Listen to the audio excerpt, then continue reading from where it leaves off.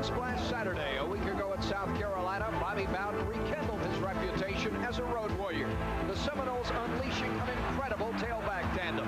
Only a freshman, Sean Jackson, enjoyed his day in the sun, exploding for triple-digit yardage. And in this bounce-back second half of the 1990 campaign, few have sizzled with the voltage of Amp Lee, a football hat trick earning the one-sided win.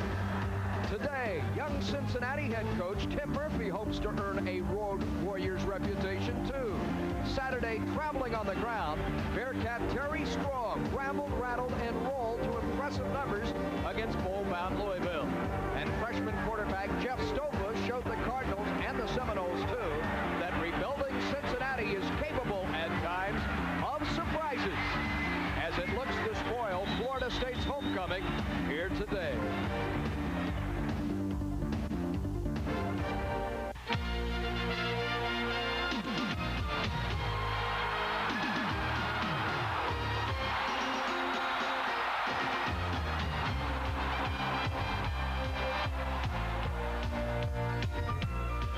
Sunshine Network proudly presents Florida State University football. Brought to you in part by Pepsi, the right one. By Keystone and Keystone Light, bottled beer taste in a can. Wouldn't that be great? By Jeep Eagle, where you can always expect the best. By Goodings, Florida's finest supermarket. It's got to be Goodings. And by Gatorade, Thursday for that deep down body thirst.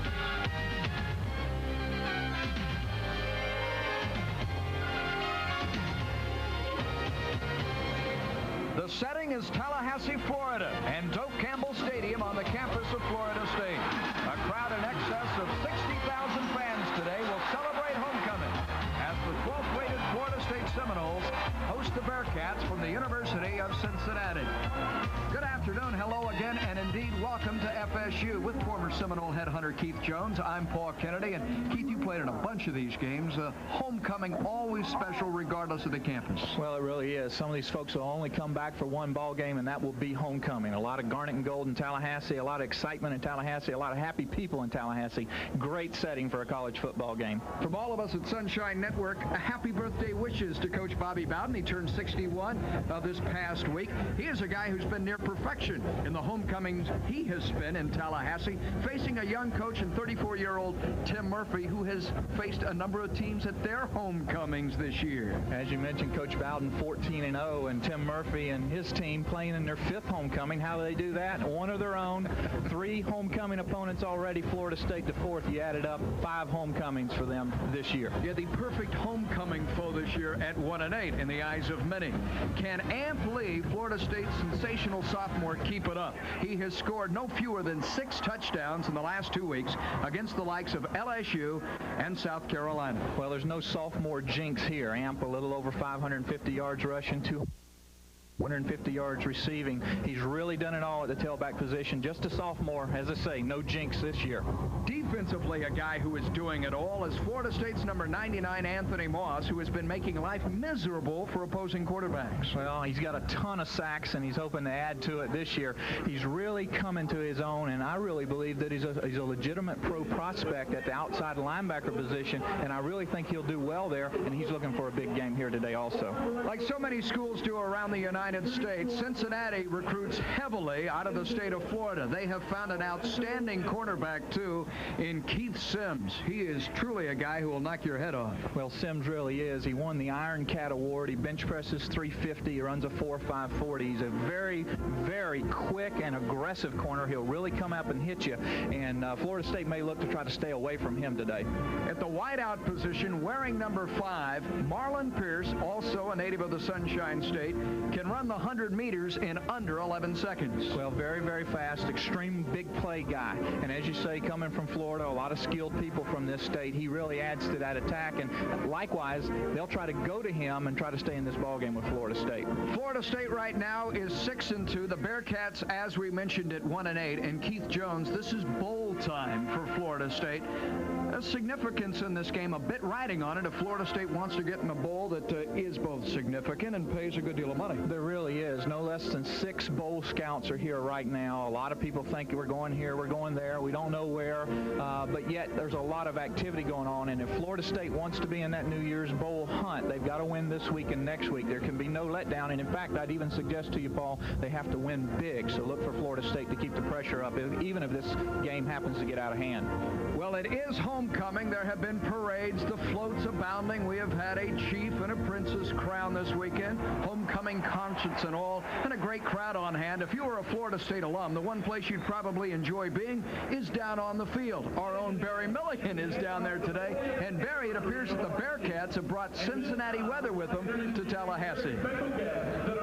Well, Paul, the sun is trying to peek out as we approach kickoff, but it is cool and windy down here on the field, and the consensus among the Seminoles is that the Bearcats can take this weather back to Ohio when they leave. But as we approach kickoff, the only chink in the Seminole armor today seems to be on defense, where junior linebacker Carruthers is sitting out on one-game suspension. And we find ourselves talking about Bryce Abbott again. He stepped in last week in place of Keith Jones as the nickelback. Today, he'll get a starting spot at linebacker. Abbott has been getting a lot of playing time, and he's making the most of it, showing his quickness and good speed on the defensive side of the ball, Paul.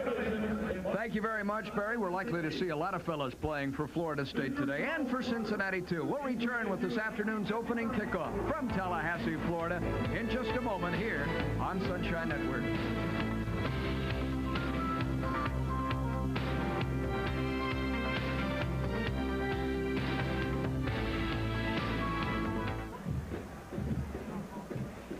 Chief Osceola aboard Renegade, the Flaming Spear, to claim Doak Campbell Stadium for the FSU faithful.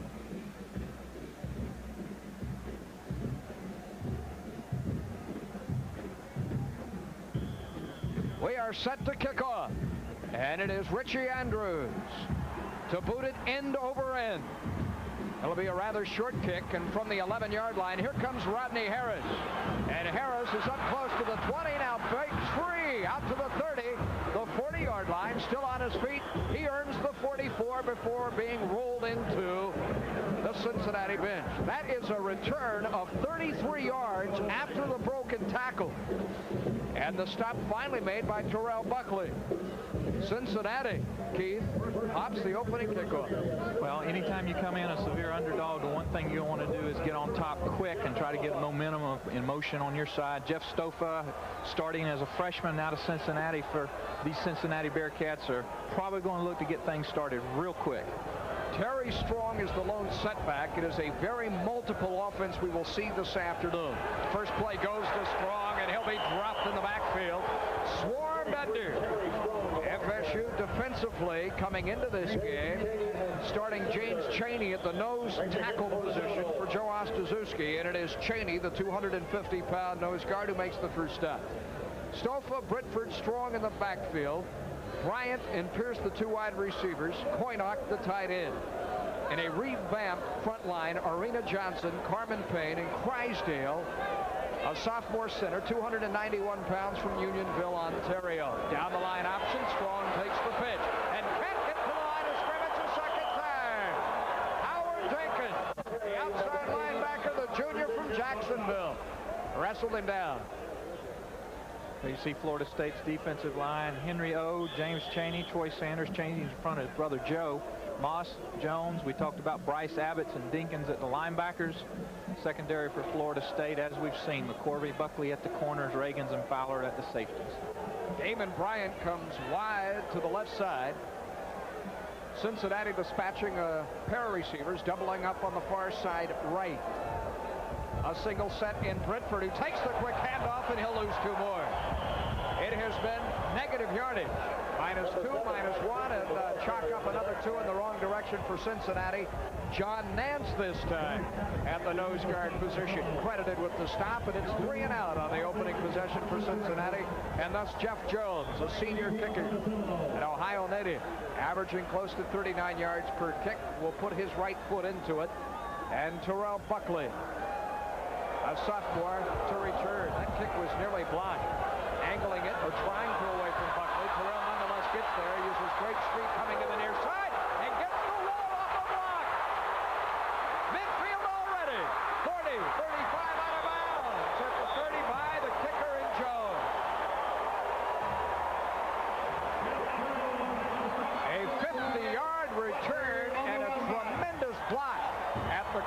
to spring, Terrell Buckley.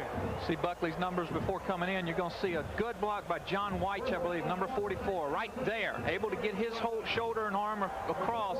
Buckley coming all the way across from left to right. If not for Jones, the kicker, he goes into pay dirt. Florida State with good pressure on the punter and a great return all at once. Casey Walden, the quarterback, and the handoff goes to Ampley, the sophomore, inside the 15 to the 12-yard line. Ronnie Shannon, the right quarterback, prevented the touchdown. Hey, this is a lot like a week ago when Terrell Buckley gave the Seminoles excellent field position. He does here last week with an interception against South Carolina, and the gain there of 19 yards. As you take a look at FSU offensively, it is Weldon underneath that center and Robbie Baker operating from the near right hash, and off the counter, Lee, a gaping hole, breaks a tackle at the 5 and is in for the touchdown. 2 snaps, 30 yards on the ground, and his 7th touchdown in 3 weeks. As one can tell by the first 5 plays of the ball game, 6 if you count the punt, Florida State obviously the immensely more talented football team. Lee from 11 yards out, as you say, 7th rushing touchdown in 2 games in about 2 or 3 minutes into the 3rd. Florida State off to a phenomenally fast start. Richie Andrews to add the extra point. He does. We have played less than 3 minutes of this football game. 12:20 remaining, and your score. 12th ranked Florida State leading by a quick touchdown. We'll return after these words from your Florida Jeep Eagle dealer, where you can always expect the best. Kick, Keith, rather, watch this. Boom, boom, and Ampley is into the end zone. Second play of the series. If you want a touchdown on the ground, give it to 42. Look at this nice inside-outside move right there. Just completely sidesteps for the last 6 or 7 yards. 11 yards out. 12th rushing touchdown of the season for Ampley. What a tailback and running back tradition Florida State enjoys. The last time these two teams met, way back in 1983, it was Greg Allen grabbing the headlines. Remember Greg? The same fellow that once rushed for 322 yards in a football game, as you see the scoring drive. What about fellows like Marion Butts, the leading rusher right now in the AFC, Sammy Smith and Dexter Carter? Hey, he just tied Sammy Smith for touchdowns in a single season with a dozen. Florida State guilty of a personal foul on the extra point. Richie Andrews going to be kicking off from the 20-yard line, back way up, give Cincinnati opportunity for good field position. Joe Abrams and Cameron Williams in twin safety. This will be Williams from his 9. Hobbles it, picks it back up across the 20, cuts to his right. He earns the 25-yard line, and from that position, Florida State is in business. It is Ken Alexander on the stop for FSU, along with John Davis. The return good for 15 yards. Somewhat surprised, Paul, Cincinnati and Coach Tim Murphy there starting all 3 of their first plays on the ground. First series, all 3 plays on the ground. You would look for Jeff Stofa and his offense to maybe try to open it up if they have any chance of trying to stay with this Florida State team. Stofa, just a freshman. So many in the 2 deep for Cincinnati, her first-year players. Time in the pocket and complete upfield at the 35 to 36-yard line. Stofa finds another freshman. Marlon Pierce from Miami played at Dade Central High School, and a nice gain on the play of 10 yards and a first down for the Bearcats. Howard Dinkins on the stop. Going to see a lot of freshmen and a lot of sophomores on this Cincinnati team. 35 freshmen and sophomores in the top 44 folks. A lot of that has to do with the NCAA sanctions that they're under, and we'll talk more about that as the ball game progresses. Slot right formation. Trailing early in the first quarter are these Bearcats from Cincinnati, 7-0. Second man through strong, hit once, twice.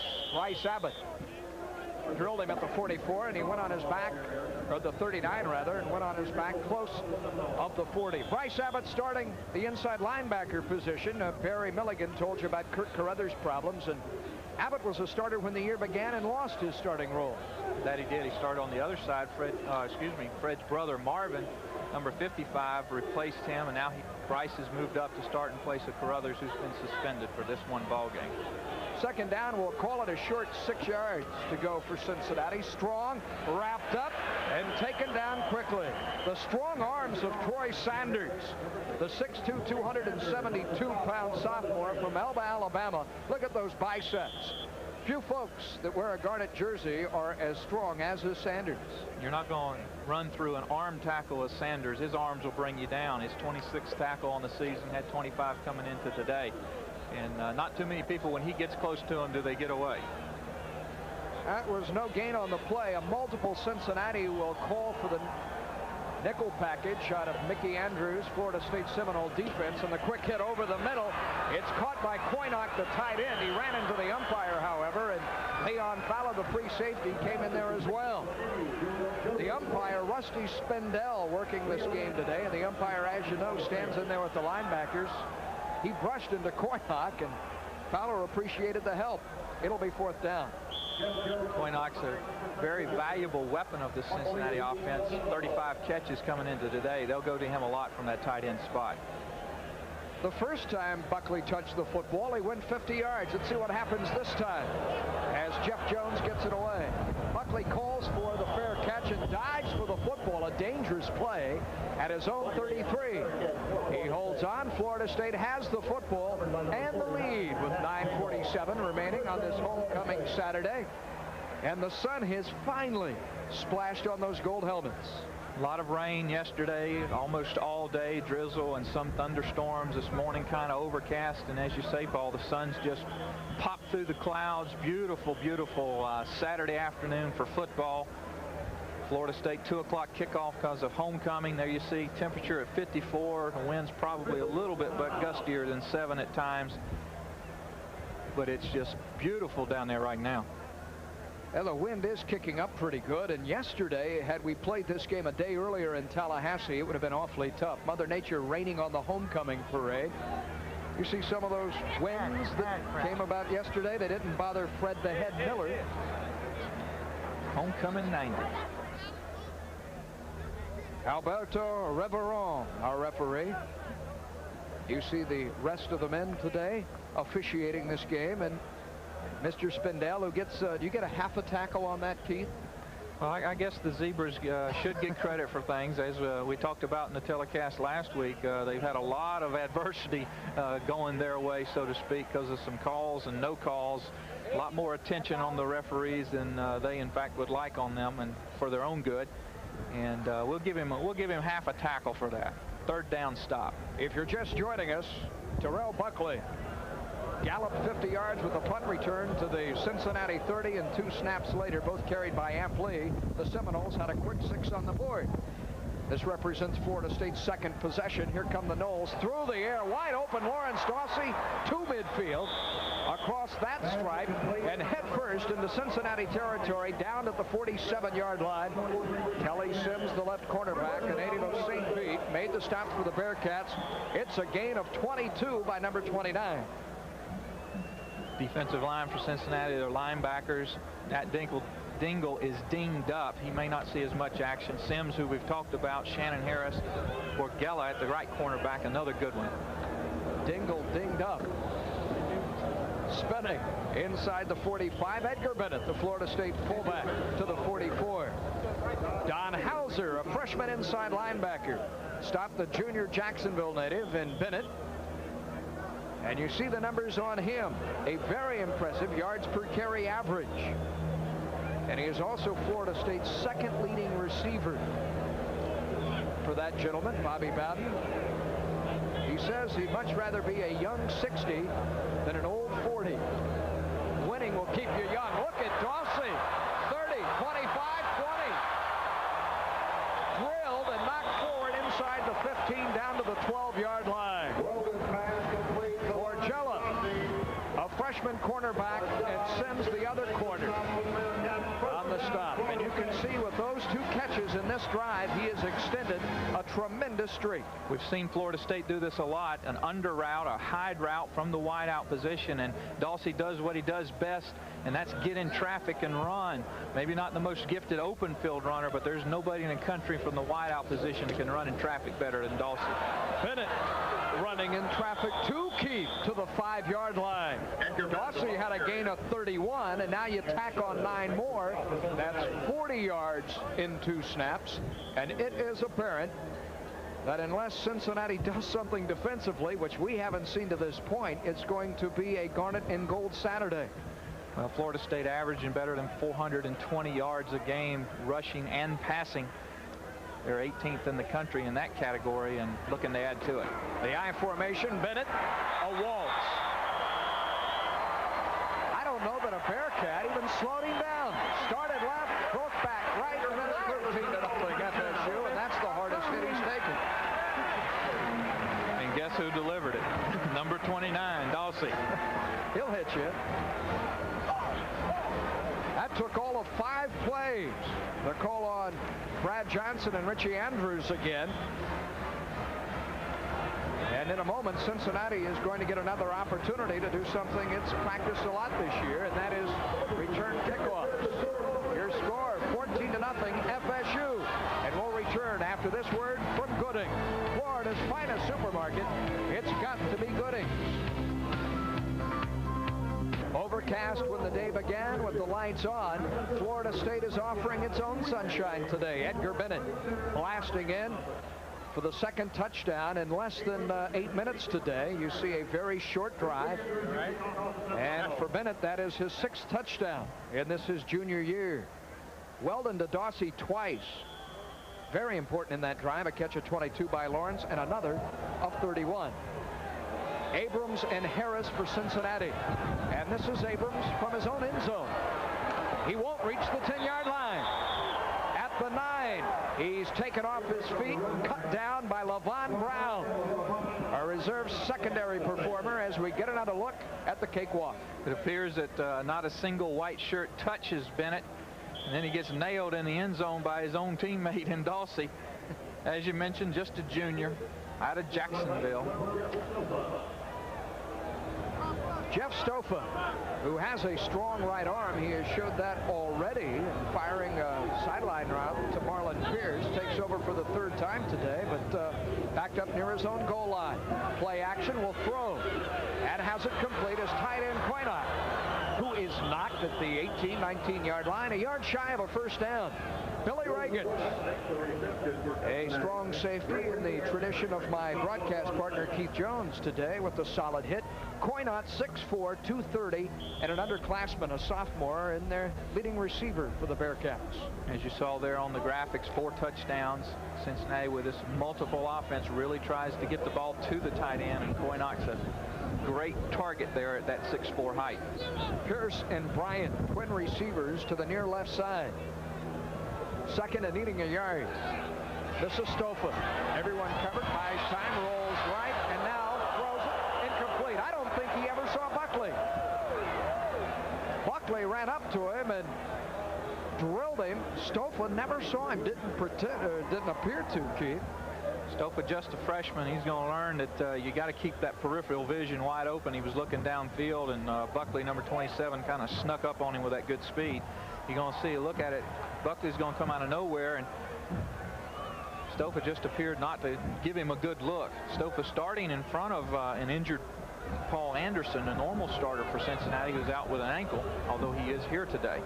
Ruled an incomplete pass. Strong hunting the 1st down. Has it and more. Off the left side. Up to the 24-yard line. Leon Fowler, the free safety. Stop Terry Strong, the only senior starter for Cincinnati today on offense. Total yards decidedly in Florida State's favor. Strong's had some impressive outings, especially the last 3 weeks, Paul. He's averaging over 100 yards per game the last 3 ball games in losing efforts. 5'9", 195 pounds is number 23, Terry Strong.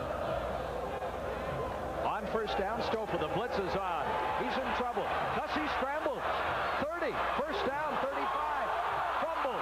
Cincinnati recovers ahead at the 39-yard line. Reagans came up from behind, and the live oak strong safety popped the ball free, but a Bearcat pounced on it. You saw the touchdown that the Bearcats scored against Louisville. in our pregame show, Keith, came in much the same fashion. Pressure from the outside, and then it opens up right in the middle. Reagans comes across and really doesn't do anything to his arm other than jostle him, and the ball comes loose. But Pierce, number 5, very alertly right there to recover it. Cincinnati converts for a first down. A pickup of 14, so Cincinnati moving the ball a bit. The pass is thrown, and just that quickly, Marvin Jones intercepts. So much for moving the ball. First down, Seminoles, 33-yard line. The freshman in his first homecoming. Marvin Jones out of Miami shows you why he may be, in the not-too-distant future, the most dominant defensive player in the game of college football. Just a poor decision by Stofa. Doesn't get enough air underneath the ball. Had a receiver open behind. Jones does a good job of going up for it. Shows a little bit of running ability here. 98 tackles on the year coming in to be Florida State's #1 tackler. Interesting statistic, too. He has more tackles than any of the Butkus Award finalists.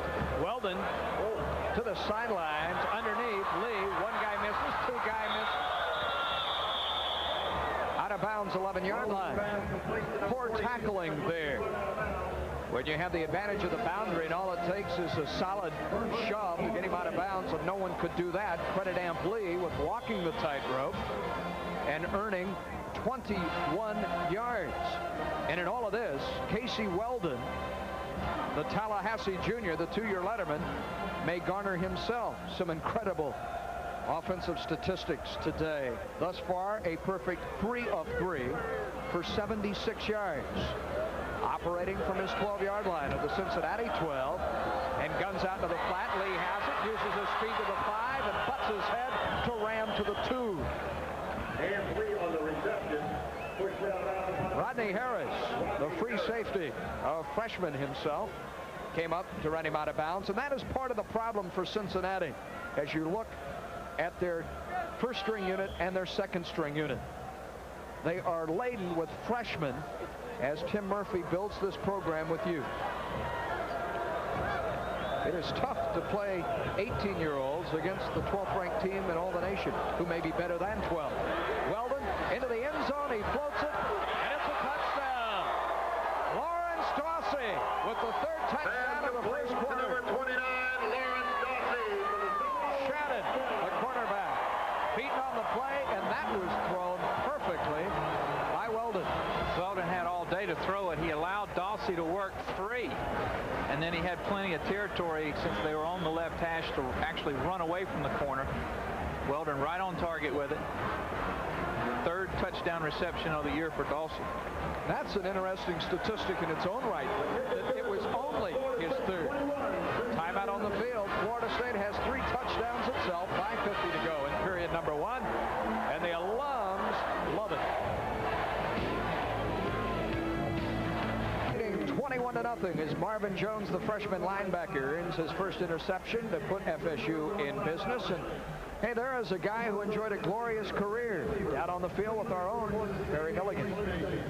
You're exactly right, Paul, and that is Terry Anthony, one of the Fab Four. And Terry, what's it like here now being back on the sidelines for homecoming out of uniform? Well, it's unusual, but you know, I just came down. I just wanted to come back and watch the guys play. I've seen them play on TV, but it's the first time I've seen them playing in person.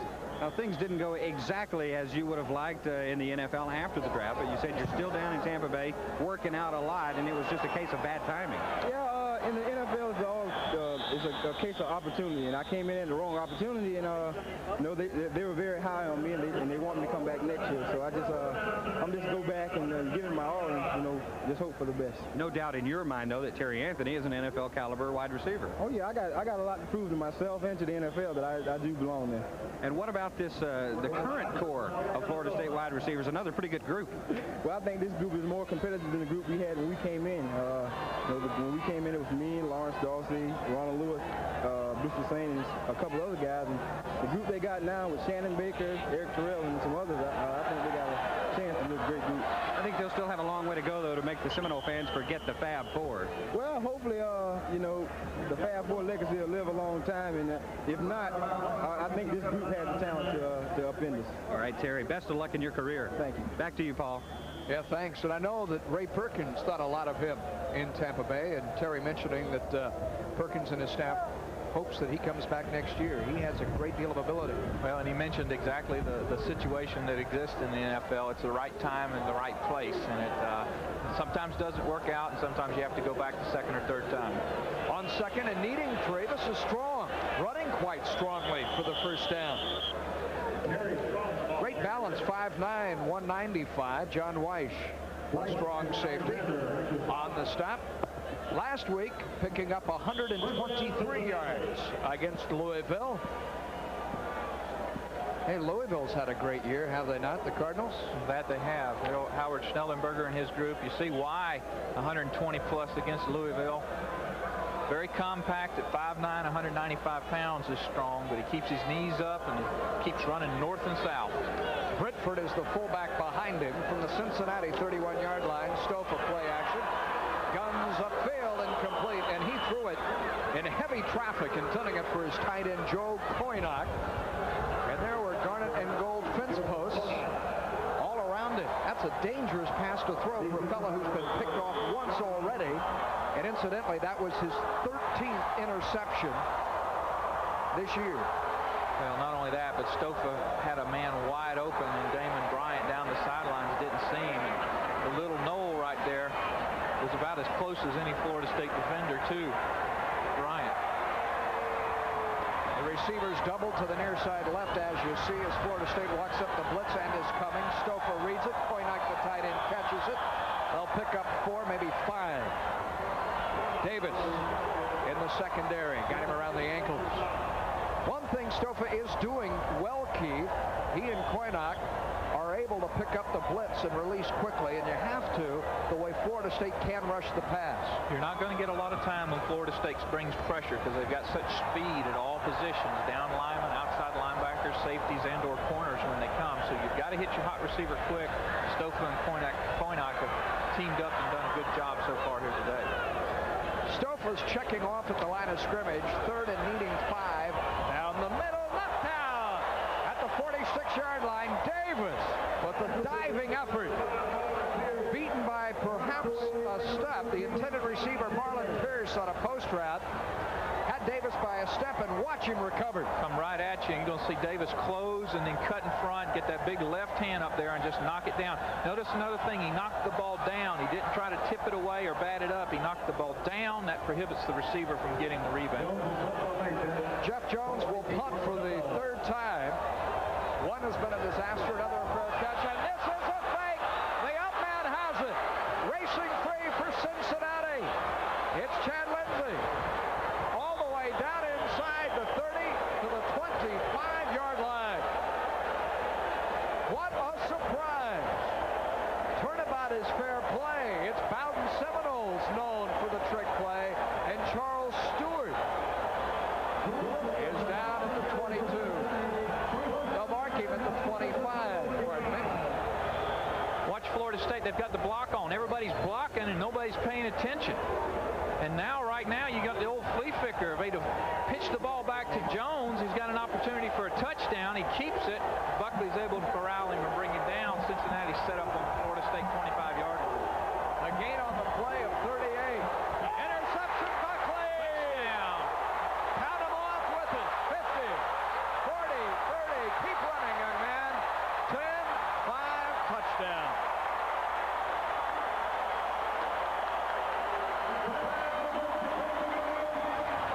Buckley races 83 yards for the score. It marks the 3rd time this season that Buckley has brought an interception back for a touchdown. 3 in 1 year. And Stofa, the quarterback, took a tremendous shot to the chops that forced that interception. Andrews, for no less than the 4th time in the first quarter, is perfection. 28-0, FSU. Mickey Andrews, the Florida State defensive coordinator, turned his troops loose, he said, Keith, on defense after the loss to Miami. let him play far more aggressively. And it really has shown in the last few weeks. Well, not only that, but that's exactly what you expect your defense to do. They let down. Punt return is a defensive scheme. So in essence, the defense let down by allowing that punt to be faked. And now you see Buckley step right in front of a square in or a curl in, and he's off to the races. And there's nobody on that football field that can catch him. And as you say, touchdown from 83 yards out. He does so many things. He's such a valuable offensive, defensive weapon. Well, the first quarter has been painted to Terrell Buckley, the 50-yard punt return to set up a score, the 83-yard interception return, and it was Howard Dinkins, number 89, you may have seen from the left side of your screen, who hit Stofa full flush in that face mask. Well, they've just been successful converting that fake punt, set up 1st and 10 on the 25, and this is what you ask your defense to do, to come right back in and shut it down. And not only does Buckley and the Florida State defensive unit shut it down, they turn it into 6 83 yards later. Harris and Abrams returning their 5th kick of the first quarter. The kickoff cover unit for Florida State may be exhausted by halftime. This is 5 yards into the end zone. Coming into this game, Cincinnati had returned 53 kicks, 53 kickoff returns. Florida State 21. They're on track, and we'll have to check our numbers. They may have already broken Cincinnati's single season, both totals in terms of number of kickoffs returned and total yards returned on kickoffs. But as was mentioned in their press release, that's not a record that you like to establish and then one better. Here comes Stofa, operating from his 20-yard line. And handing the ball off the right side, too strong. Gain of 4 on the play. That offensive line for Cincinnati, Keith, like so many other positions, decimated by injury. And Murphy and his staff having to shift people around. In fact, just today they had to reconstruct the right side of the line. Here's another look at the interception. You see a little bit of the reason for that shifting around and protection. Dinkins able to get in there. Again, Buckley just stepping right in front, and as you called it, just count them off. 2nd down, 6 yards remaining for Cincinnati, and rolling against the ground, Stofa guns, diving catch, Koynock. Stofa to Koynock has been the most effective aerial effort by UC, and Strong, the running back. Stofa's father, John Stofa Sr., played at Miami of Ohio and later was with the expansion Cincinnati Bengals. This is a 2nd generation member of the Stofa family that's competing at the major college level. The score is right. 4 TDs for FSU in less than 15 minutes. The quick drop, the 3-step effort, and it's behind the intended receiver in Miami's Marlon Pierce. Make that Damon Bryant. And for Coach Murphy and his troops, an exercise in maintaining composure, Keith. Very much so. You see his career mark there. Had an outstanding couple of years at the University of Maine. He's in his 2nd year here at Cincinnati. Only 33 years old, 2nd youngest in the country at the Division I level. Punting. Jones. Nearly blocked, and he is rough. Flattened. The ball hits upfield at the Cincinnati 46. Chris Keene, a reserve defensive back, number 30, narrowly missed the block, but did not miss turning Jones end over end.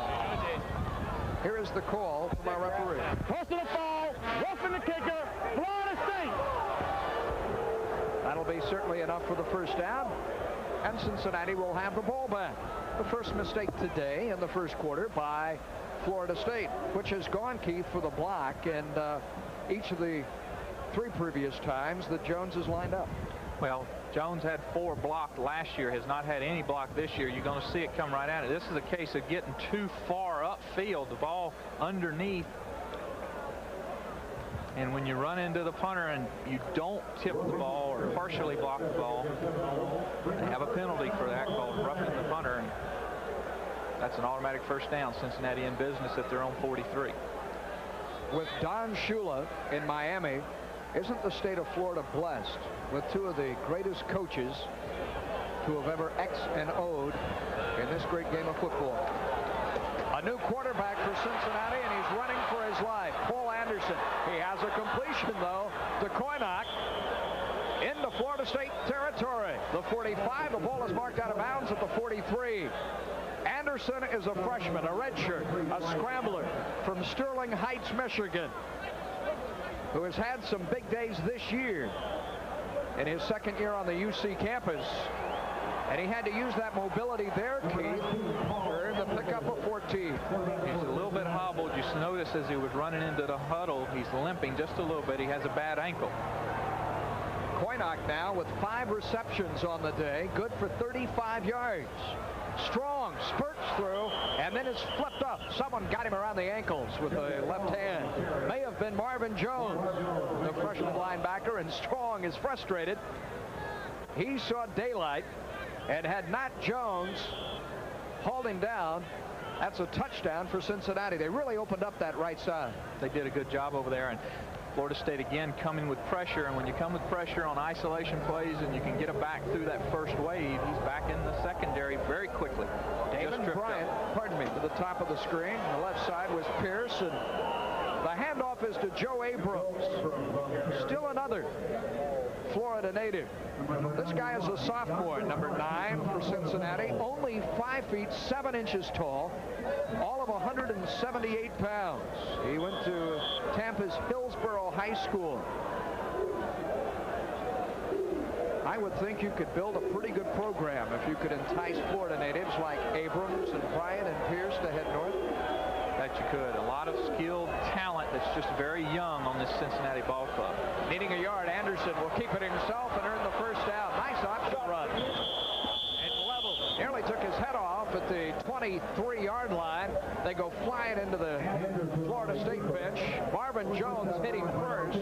Errol McCorvey, the field side corner, the junior, was their second. Less than a minute remaining in quarter number 1. Florida State leading by 4 touchdowns here at homecoming. Again, you see Anderson hobbled a little bit. I believe it's his right ankle that he's had trouble with. He's been knocked out of 2 of the last 3 ball games, and Stofus had to come in and either start or replace. Yeah, he missed all of the Louisville game last weekend. Riverfront Stadium with a bad ankle. Strong.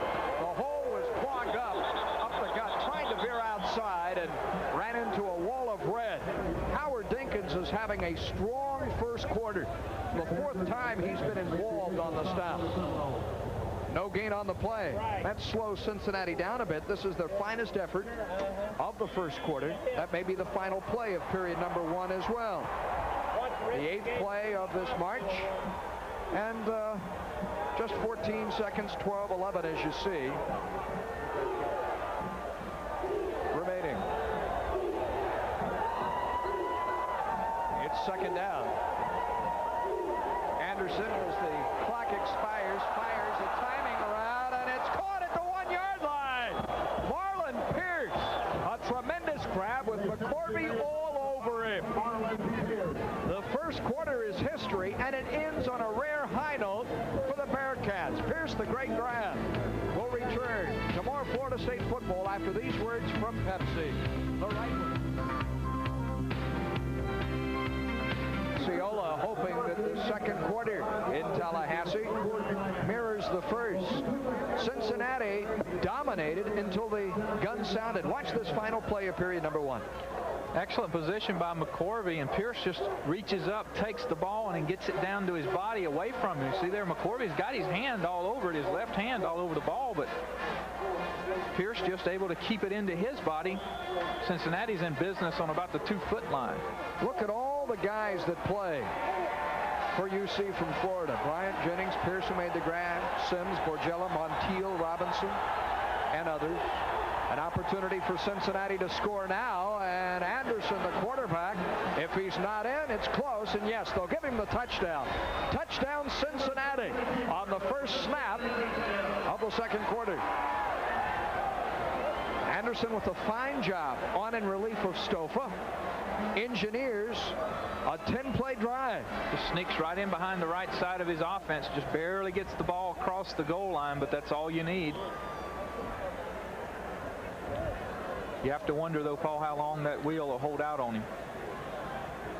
A barefooted kicker in David Rowe from Pensacola. Adds another digit to it. 28-7 the score. 14:56 remaining in the first half. We've played just 4 seconds. So it's Anderson to Pierce, good for 22 yards at the conclusion of quarter number 1, that sets up this touchdown by Cincinnati. Anderson off the right side. When you talk about the Cincinnati Ball Club, Paul, you can't help but mention the fact that they are on probation. They're in the second year of 3 years worth of probation. Coach Tim Murphy came in on the first year last year of that, could only sign 12 scholarship players. In fact, on last year's team, there were only 60 scholarship players versus the normal 95 that a team like Florida State or any of the other schools would carry. This year, only 71 scholarship players. They're looking to add to that. As you see the scoring drive, a very long drive in terms of plays and yardage, not a lot of time. 11 plays, 80 yards. Anderson goes over from the 1. And Rowe with that bare foot on a chilly day, boots it high and hammers it to Shannon Baker. Starts right, cuts back left, tries to set up a block, uses speed to the 23. Those feet jittery as he came around and across the 20-yard line. A return of 19, and from that spot, Florida State enjoying this massive first half lead. We'll begin from the 23-24-yard line. And we have a penalty flag down, and a holding has been called against FSU. So that'll march Florida State back 10 yards.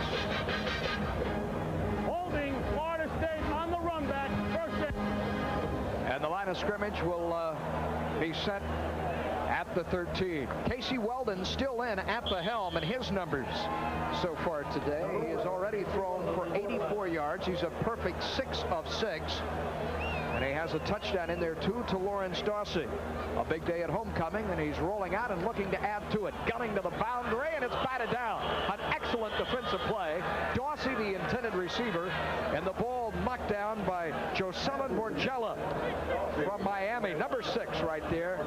And need I say it, guess what year he is? True freshman.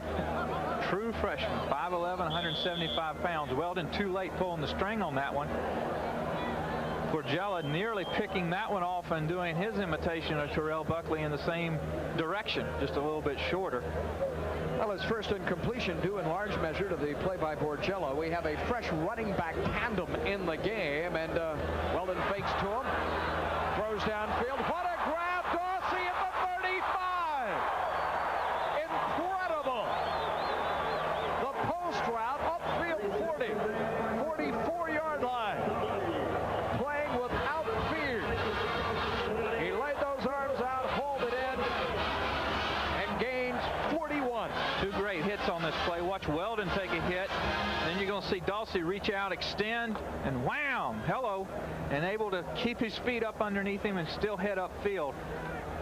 As we say, now maybe not the most gifted open field runner, but better probably than anybody in the country in traffic. Weldon now with better than 100 yards and more. Dawsey playing like Ron Sellers of 20-25 years ago, inside the 40 and down to the 37-yard line. This is a throwback to a different era, isn't it? Coach Bill Peterson would love this. Streaking right to left. Second time we've seen this play, the under route. And again, Dawsey maneuvering in traffic. Fearless going across the middle there. Loves to mix it up. 61 yards and 2 completions exclusively to the air. What a grab, Dawsey! A one-hander. Reminiscent of that fabulous catch in the Orange Bowl a month ago. Dawsey carries the ball inside the 25 to the 24. Rodney Harris, the free safety, chopped him off his feet. We've already got Dawsey, I believe, at his sixth catch, already at 130 yards. And we're not even halfway through the second quarter. Now, he's had some big days this year, has Dawsey, the largest of which was the career best 13 catches, 160 yards, and a score against Miami. Looking his way, Weldon comes, and it's a second touchdown. 24 yards to Dawsey. And that drive showcased the senior and Florida State's 3-year letterman out of Dothan, Alabama. And it was as if Weldon was playing straight man for the talents of Dawsey. That was the Lawrence Dawsey drive. Again and again, Florida State getting the ball in the hands of Dawsey. Ran an excellent route that time. I hope we'll get a chance to look at it again. Weldon right on target. Andrews, the extra point, 35-7.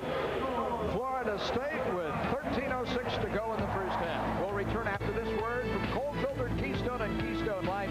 Bottled beer taste in a can. Hey, wouldn't that be great? The hot hand of Casey Weldon, who is 9 of 10 through the air for close to 200 yards, and the sensational catching of senior Lawrence Dawsey has helped Florida State to a huge lead. Dawsey's running the corner route. He'd driven inside on the post pattern and broken it back out, ran flat in order for Weldon to get the ball out to him, and then just turns the corner and eases it on in the last couple of yards. 7th catch, 141 yards. Second TD if my statistics are right. Yeah, you're absolutely right. He had a short 2-yard toss that was a thing of beauty for the angle at which it was performed, and right over the shoulder of a defensive back. Richie Andrews placing the ball on the tee has already kicked off 5 times today, 6 times if you add the opening kickoff, and we have a 13:06 to go in period number 1. That scoring drive was like a lightning strike. Kicking to Abrams and Williams. Somebody better catch it. And hey, this is Baker who caught it on the fly. Out of bounds, 2-yard line. They will mark the ball upfield at the 30 or close to the 29 and confer. But that is as effective as an onside kick. Once it travels 10 yards, it is a free ball. The most basic rule of college football. The Blue kick, the ruling is that you cannot advance a kickoff. Even though Baker caught it in the air, it never touched the ground, never touched the Cincinnati Bearcats. They'll mark it where he caught it at the 29-yard line, Florida State 1st and 10. I haven't seen that in 15 years. Watch Andrews bloop the kick, and keep your eye on Shannon Baker, far right-hand side. He will catch it in the air. And they'll mark it back where he caught it. Trick plays even, 1 apiece. What a grab again. It is a grab and a gain of 3 by Reggie Johnson, still another senior and 3-year letterman playing in his final homecoming. Weldon doing a good job that time trying to hit the slant, and reared back and pulled the trigger and then caught it. It was well covered. Flips it out to Johnson on the outside, who made a spectacular grab for a 3-yard pickup. Johnson and Dave Roberts, Keith, both 5th-year seniors. We will see an evolution at that tight end position next year. Weldon on second, needing 7 to the boundary. He has it complete upfield, 14-yard line. Johnson again, showcasing the 6'2", 252-pounder, who said that his goal when this season began was to appear on Bob Hope's nationally televised All-American special. Well, I don't know if Reggie will have the numbers to get the attention of all the media around the country, but I tell you, if all the media around the country would come watch him play, he'd be up there with Bob trading barbs.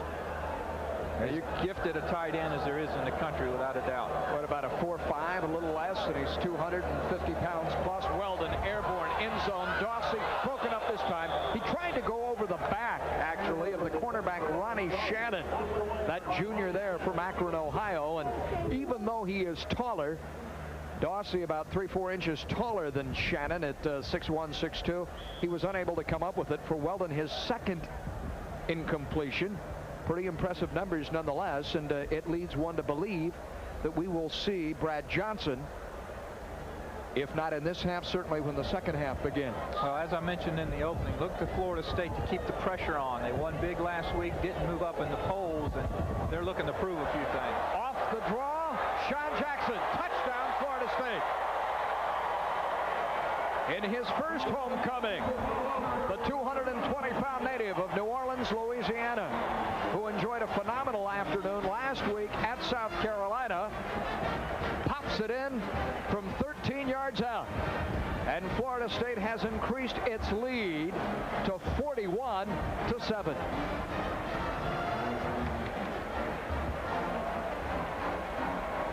A man needing little introduction is Richie Andrews. The left footer hops it through 2, and there's timeout on the field. Officially with 12:07 to go in the first half. And look at these numbers. Number 37 has just handed Florida State a 42-7 advantage. Chief Osceola will be a little sore of throat if he continues to cheer on every Florida State score this afternoon.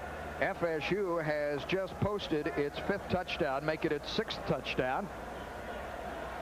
And it's a 42-7 football game, and those total yards, Keith, are somewhat deceiving, for Florida State has benefited from tremendous field position on 3 of its 6 scores. And a punt return and an interception return for a touchdown. Florida State gaining possession the last time off that fluke kick. This time the short effort, Cameron Williams, into a buzzsaw at the 23.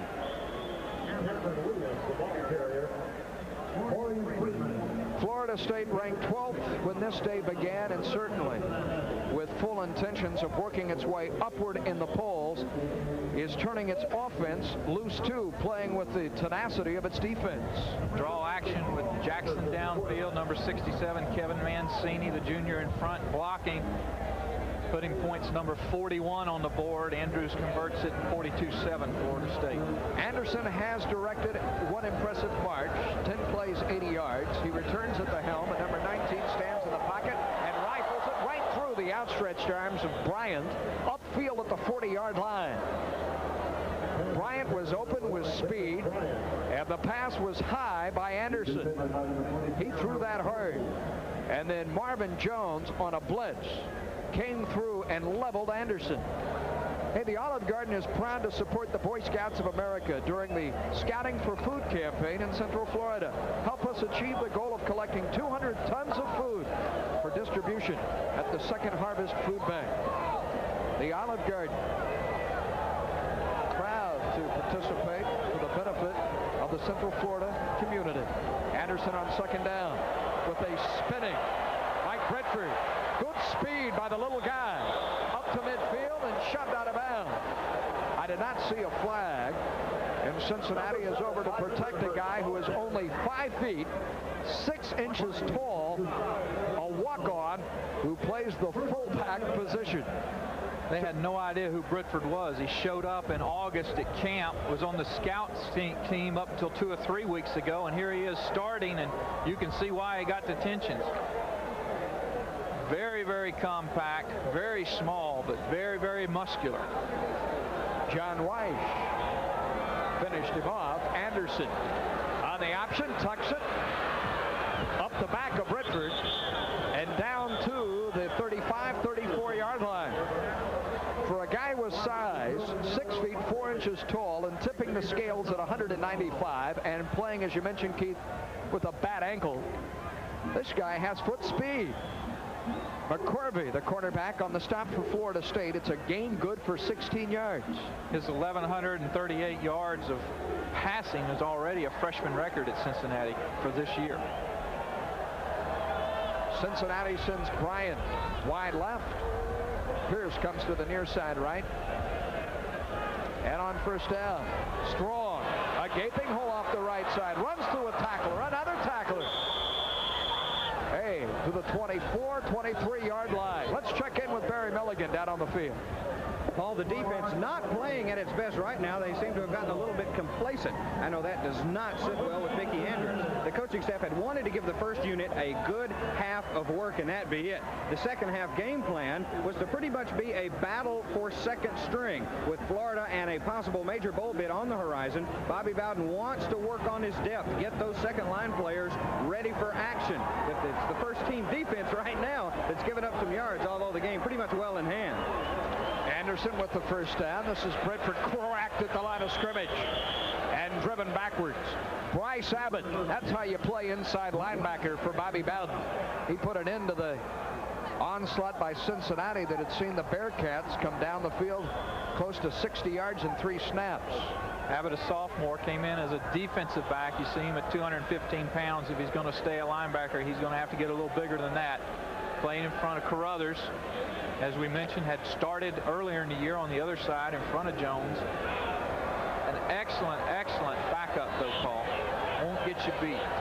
10 minutes to go, and this is the first half. And trailing 42-7, Paul Anderson calls the first timeout for Cincinnati, and he's over to talk to his head coach. Tim Murphy, who you see there, is all of 34 years young, just turned 34. Spent 3 years at Maine, the last 2 as the head coach of the Black Bears. Took him to the Yankee Conference title. Just beginning his career while Bobby Bowden is enjoying the golden zenith of what he has accomplished in this great game and working on his 3rd centennial of victories. He has 201 thus far, and perhaps that will be 203 next week. Keith Jones and I will be in the Citrus Bowl for Florida State's trip to Orlando. Memphis State, the opposition, and you can join us right here Saturday night on Sunshine Network at 11 o'clock. The next to last game for FSU, Keith, and need we mention who they finished the year off against? An open date, and then Florida Gators come to town. Probably will be as big a Florida State-Florida game as there's been in the last 25 years. In with the play and ready to operate. 2nd and 10 at the Florida State 23. Koynock, the tight end, the man you see in motion. Anderson down the line option. This play has worked. Koynock gives him a block inside the 15, first down to the 12. That big tight end who went in motion to the far side left became an imposing blocker at 230 pounds, did he not? And it's another first down. Anderson can really run the ball, and he's rushed 3 times now, make it 4 times for 40 yards. That's 10 yards a clip. They're exploiting the left offensive or right defensive front of Florida State, bringing Koynock around and getting him in there, overmatching Florida State, and Anderson doing a great job of working down the line and turning it upfield. Timeout is taken by Florida State with 9:40 remaining. Florida State's first of this half and still leading 42-7, although Cincinnati has moved the ball impressively in this possession. They've had gains of 25 yards, of 16, and in 2 of the last 3 snaps have come a dozen yards. In this stadium, Keith, the Seminoles play so very well, especially in the month of November. Well, they really have. They haven't lost a November ball game for 3 years. Haven't lost in 9 games here at home. Coach Bowden, known as the king of the road, but has a phenomenal almost 83% winning record here in Doak Campbell Stadium over the last 15 years. The Marching Chiefs will be with us at halftime. Always entertaining. The alumni band was here today. Some of those folks haven't lost the touch, have they? Not at all. It's truly been a lot of fun here. Bruce Hornsby in the Rain, recording artist, entertaining last night in the Leon County Civic Center. Back to business, 1st and 10 at the 12.5 yard line. Strong pops through there to the 5, the 4, the 3 yard line. That right side for an offensive line that is beaten and bewildered. Cincinnati has been very strong. Watch the blocking that popped Strong through. Good pull of the guard. They kick out on the defensive end, and Strong able to cut right upfield behind that. as you mentioned, the only senior starter on the offensive side of the ball. Very, very young Cincinnati Bearcat team. Cincinnati has just called timeout a second time in this one, March. That was a gain of 9 by Terry Strong, a native of Michigan. 9:13 away from intermission. Bob Goyne, the director of athletics at Florida State, will be joining us a little later today. There has been a great deal of bowl speculation as to where Florida State will end up. As you know, this Saturday is the day in which deals are made, and next weekend in which deals are formally offered. Scott Atwell will offer a close and personal visit with Coach Bobby Bowden and his wife Ann. Coach Goyne here, and we'll also have first half statistics. And Keith, I'm going to let you pick the highlights out. That ought to take you an hour and a half. I was going to say, if I get started now, I may be ready by half, assuming nothing else happens with 9:13 left here in the second. Our producer John Liu is feverishly trying to decide which highlights you will see at intermission. Second and needing a yard to set up first and goal. Florida State is unsettled defensively. Bryant has run across the formation for Cincinnati. Anderson pitches. Strong slips back at the 8. It rained very briefly early today, but I don't think that a wet terrain in any way, shape, or form had anything to do with Strong losing his footing. Bryce Abbott, number 23 for Florida State, may have had a little bit to do with it. Florida State was stunning to that side, and Abbott able to step out and around in good position. And Strong had not lost his footing to possibly make the tackle for a loss anyway.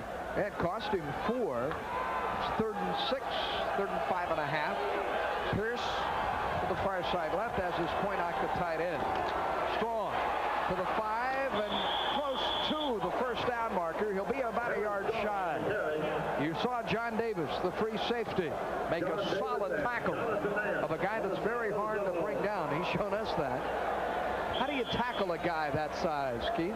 Well, the one thing you can't do is stop. You have to keep running through him, and Davis does a good job of keeping his feet under him. He does dip that left knee and has to drag on, but what you have to do is keep your feet under you and keep driving through him, or he'll run right over you. Rowe off a fake field goal, heads into the end zone, and this is incomplete. Cincinnati was hustling. The guy that threw the pass was Stofa. Hustling to get the snap off. It was never very organized, and the snap was poor. Stoffel was drilled at the 19-yard line, and Tim Murphy, with all of us, is scratching his head saying, what was this? I think what was even more, would have been more exciting is you got James Chaney, a nose guard, trying to cover a skilled player out here. The kicker, number 13 for Cincinnati, David Rowe, had snuck out, and Chaney trying to run him down from behind almost. You know, if Chaney had picked that ball off, the rest of the defense would never have heard the end of it. He might have rambled 3 or 4 yards, too. Here's Weldon. He's going to throw for a bunt. Hunting Dawsey. They're pushing and shoving at midfield. The pass is incomplete. And contact continues after the ball hits the turf. Casey Weldon saying, I thought there was contact. What was the call? Apparently no call. Kelly Sims, that left cornerback from St. Petersburg and Gibbs High School, the junior, had Dawsey in man coverage deep downfield. Well, it looked like that both were shoving on each other. It's probably a good no call because it could have gone either way. Weldon just not enough arm. He was about 5 yards deep in the end zone and still threw it about 58 yards on the fly, but not quite enough to get there with Dawsey in stride. Second down. Working the inside. Powerful Paul Moore. He too a Miami native, the junior. His first carry today. This was a guy who can really run between the tackles. Good hard-nosed football player in Moore. 3rd and 5. Vintage Bowden, though, a couple of snaps ago, throwing deep out of his own end zone. That it was. Not afraid, and Weldon either, for that matter. Bowden and Weldon together, not afraid to throw the ball from anywhere on the field. Our score is 42-7, Florida State. We're in the first half, homecoming in Tallahassee. Weldon sets up the screen from his own end zone. Here is Moore, 15, 20, 5-yard line, and like an ordinary bull, he refuses to be ridden. Only his 5th reception this year for Paul Moore in an offense that features a great deal of passing to the running back corps. 5th reception by Moore. Bennett coming in with 30 catches. Lee coming in with 27. The 2 starters up front. Good job by Moore of letting his offensive linemen work downfield. There's 2 Cincinnati defenders down here and 3 Florida State linemen. Does a good job of letting Baker and those crew get out there and then turns it upfield. Work this time given to Sean Jackson off the left side of things. And Jonathan Cockrell made the stop. We have a number, as you can see, of second stringers in there. You see Robert Stevenson, the do-everything guy, number 52, is not a second stringer, but he did not start today. Hobbled by knee problems, but Eric Gibbs, the tight tackle, number 61, is on the field. Well into the boundary, and Matt Fryer, the reserve wide receiver, dropped the football, which was thrown like a bullet toward him. He couldn't hold on, and Florida State now stares squarely at 3rd and a good 4 remaining. See the numbers on Fryer. Best average on the team at 19.8.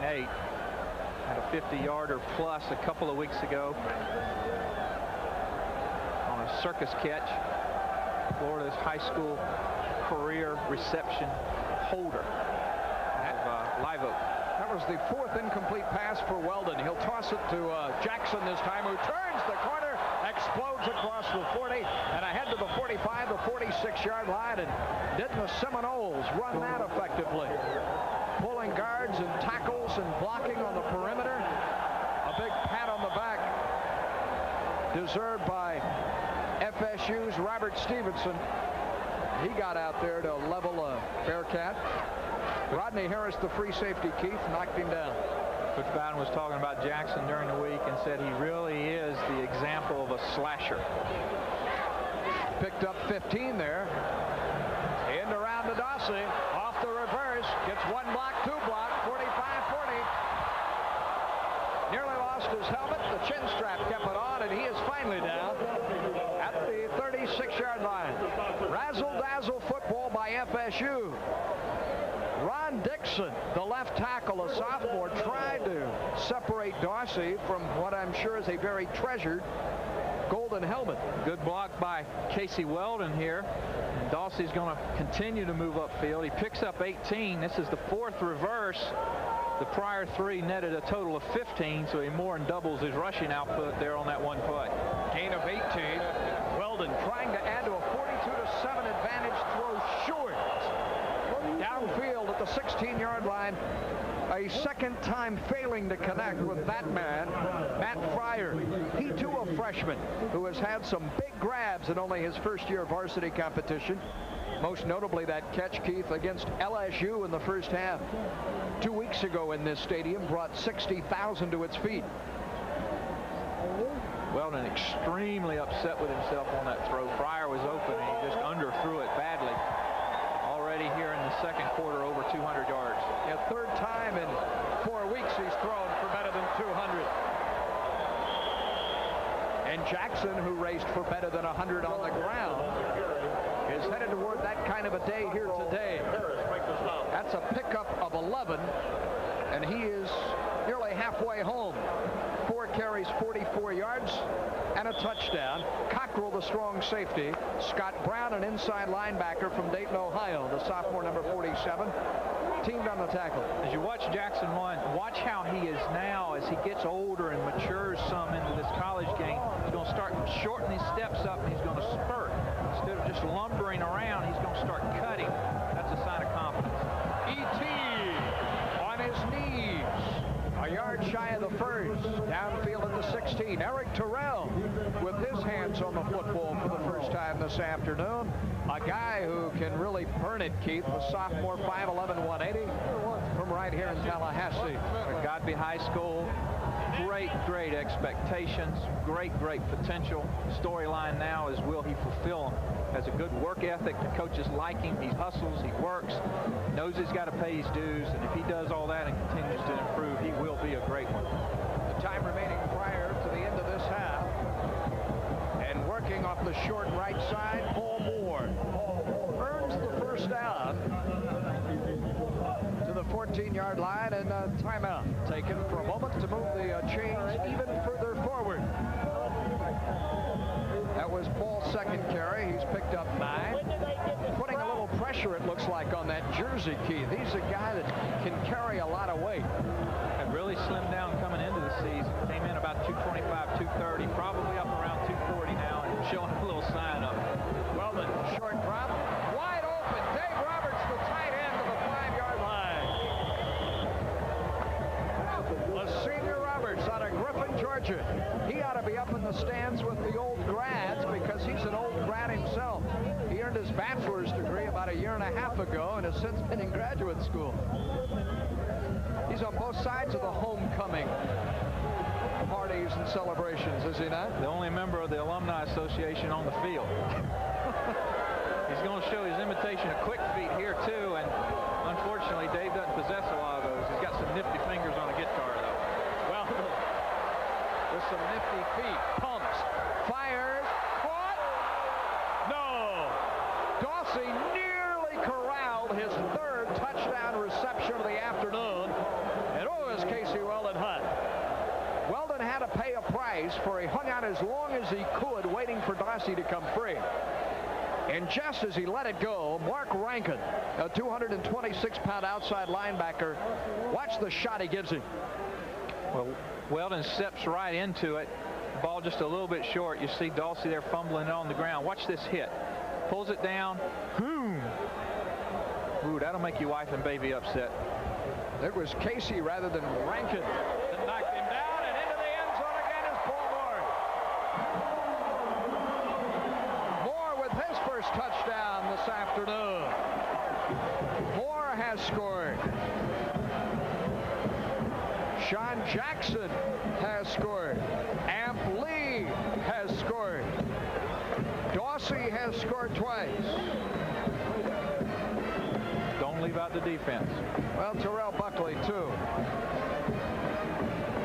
On that punt return, and Richie Andrews pumps through still another extra point.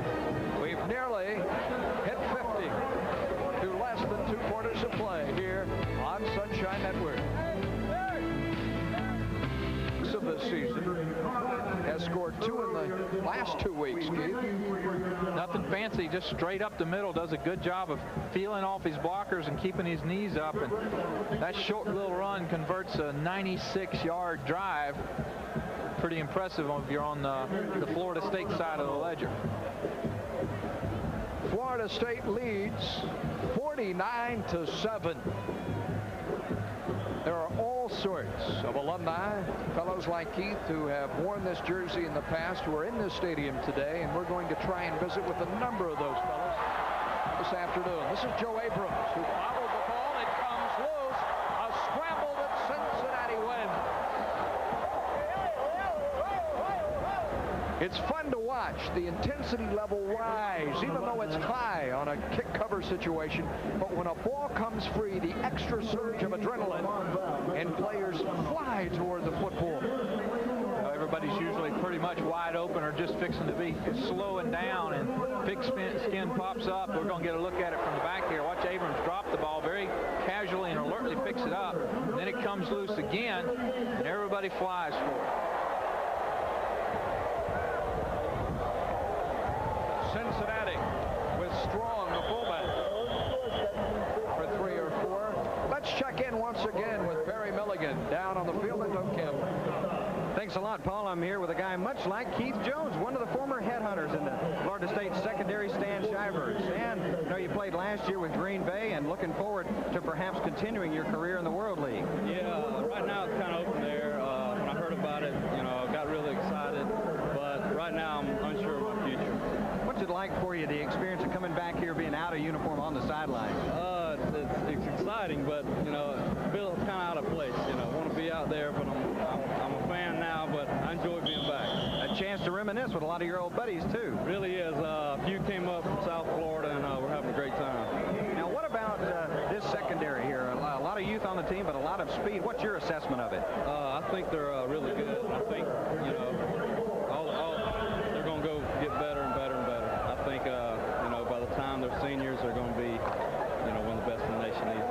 Keeping yourself in shape, I assume, for the February World League Combine. Trying to. All right, best of luck, Stan Shiver. Back to you, Paul. Thank you very much. I will always remember that hit he laid on a Gator a couple of years ago in this stadium. I have the poster to prove it. Strong to the 25-26 yard line. That was Kyle Morris, I believe, who was unfortunately on the end of number 37. Few hit as hard as did Stan Shiver. And you got a good picture there. Poor old Barry. Stan about 6'2", about 205 right now. As physical a strong safety as Florida State's ever had. And of course, Bill Reagan's playing now right behind him. Very talented last several years at the strong safety position here for the Seminoles. Leon Fowler of the stop strong, but not before he gained 8. It is 1st and 10. This may be the final play of the first half. The long arching pass toward no one in particular. Greatly overthrowing both Joe Koynock and Mike Guzda, a tight end, and Guzda and Bryant, rather. Play being sent in with 14 seconds to go. 49-7. Tim Murphy, the coach at Cincinnati, knew very well what this day more than likely would shape up as. And he needs to look upon this as an extended practice facing one of America's best teams and try and improve his young squad. Hope that they'll be better for the experience. Anderson again throwing long and again overshooting the wide receiver Marlon Pierce at the Florida State 36-yard line. Reserve cornerback Tommy Henry, the sophomore from DeSoto, at perfect position. Henry's been hobbled. You see his left knee there bandaged. Not seen a lot of action in the last 3 or 4 weeks.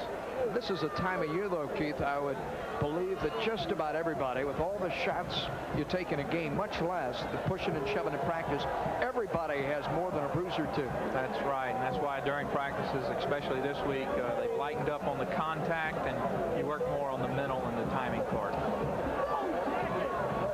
As time is set to expire with just 3 seconds remaining. The pass is overshot and nearly intercepted. Abrams out of the backfield, had it in his fingertips, lost it, and Brad Lundstrom, the outside linebacker, came within a whisker of picking off what may have been a Seminole score. Watch this.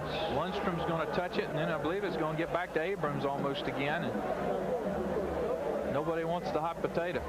I believe it. Lundstrom knows that he'd have a good chunk of yardage and a rare interception, too, had he been able to hold on.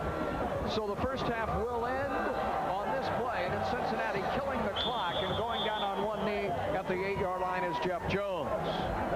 The first half belongs to Bobby Bowden Seminoles. Homecoming 1990. Painted to the tone of a 49-7 Seminole lead. Keith Jones and I will return with our halftime show from Doak Campbell Stadium in the capital city of the state of Florida right after this word here on Sunshine Network. And counting at 200 plus. And in the 11, the 12-yard line, and from that point, Florida State will begin. Some confusion there, Keith. At his own goal line, he had already stepped across the gold stripe and thus was forced to come out, and he's a bit frustrated with himself for the line of scrimmage is marked at the 11. Exactly right. Once you cross the end line, you have to come on out. There we see some stats. First downs, Florida State's favorite. Drop down to total yardage, much closer than you would think. Look at the time of possession. Bearcats with almost 7 minutes more time of ball control than Florida State, yet they're down by 42 points. A new quarterback for Florida State. It is Brad Johnson pitching to the familiar tailback in Ampli out to the 20-yard line, a gain of 9. Jocelyn Bosella, the right cornerback, on the stop. So we see Brad Johnson for the first time today after Casey Weldon had hung some pretty big numbers up on the board, 217 yards passing, 2 touchdowns. And Brad Johnson, who was Florida State's starting quarterback when this year began and then lost his starter's role at the Miami game, now in the second half to see extensive duty, and we'll probably see Kenny Felder too, the third string QB, before the day is done. No nowhere for Bennett to go on the left side. Scott Brown, the inside linebacker, was the second guy there. Arriving first was Don Hauser, inside linebacker 2 out of Youngstown, Ohio. Rare occasion when you'll see Bennett not be effective. Brown and Hauser from their inside linebacker positions doing a good job of getting off of blocks and getting upfield to make the tackle. 3rd down and 2, a possession snap on the opening possession of the first half. Quick feet and the quick arm 2. We'll learn the first. Hey, Brad had to buy a lot of time before he could find Bennett out of the backfield, and he did.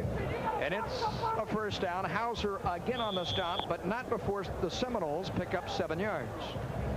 Johnson, though relegated to second team duty, still in the top 20 in the nation in passing efficiency. Statistics put out by the NCAA. That's one reason why he will convert a high percentage of his passes. But the Seminoles leading 49-7. We'll do our best to keep you up to date with all the numbers we're likely to see. And here is Ampli, hold down by his jersey. After gaining 5 at the 35-yard line, Kelly Sims reached up and yanked him down. Hey, here at homecoming, FSU elects a chief and a princess, and Barry Milligan, I believe, has them both with him on the sidelines. Right you are, Paul. Rob Bose and Lily Alexandri, the Florida State homecoming chief and princess. And tell me, each of you, how you got involved in the process. I'm a K here at Florida State University, and it was through my fraternity brothers, and it was one of my goals that I set when I came to Florida State as a freshman. And I never thought it'd ever come true, and here it is last night and today, and it's just amazing. How about you now, Lily Alexandri, as we see Florida State just about to score another touchdown. Lily, how did you get involved?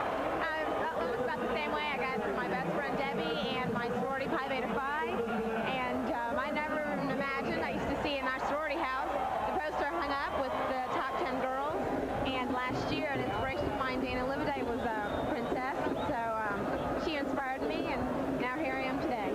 Well, congratulations to both of you. Rob Bose and Lily Alexandri, the 1990 Florida State homecoming chief and princess.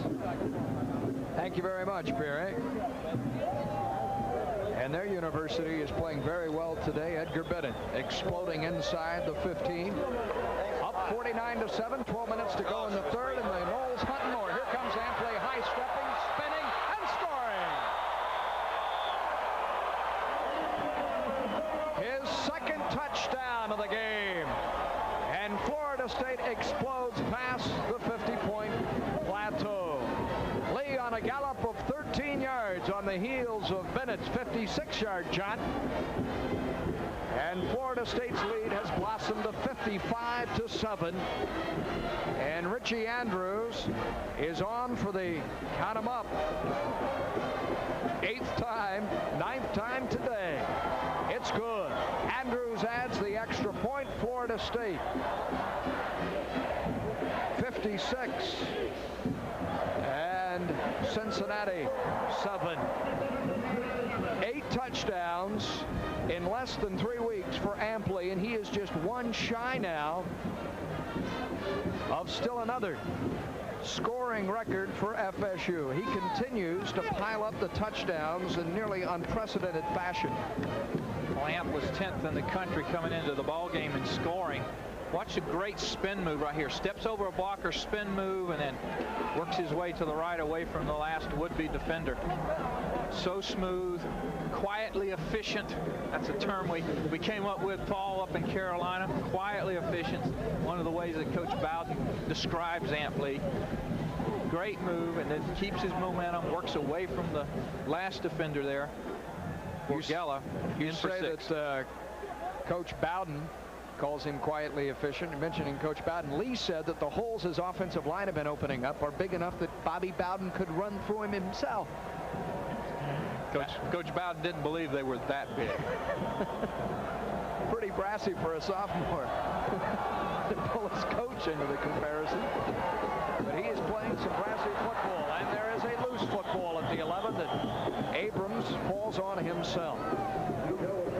So from his 16-yard line, the very young Cincinnati Bearcats will go to school once again on Florida State. And the Noles taking a half dozen plays to march nearly 90 yards, one tick better than 3 minutes, and amply capping the drive. Cincinnati last year, Paul, went 1-9-1. That was their worst season since 1937. Playing Florida State today in their 10th ball game with Tim Murphy's group. They have Alabama to finish with. Strong starts left, comes back right, and is hammered by Henry Ostaszewski, the left tackle, number 74. And those jerseys you recognize, if you're familiar with Florida State, belong to the first unit, which is still on the field, but more than likely will not be out there much longer.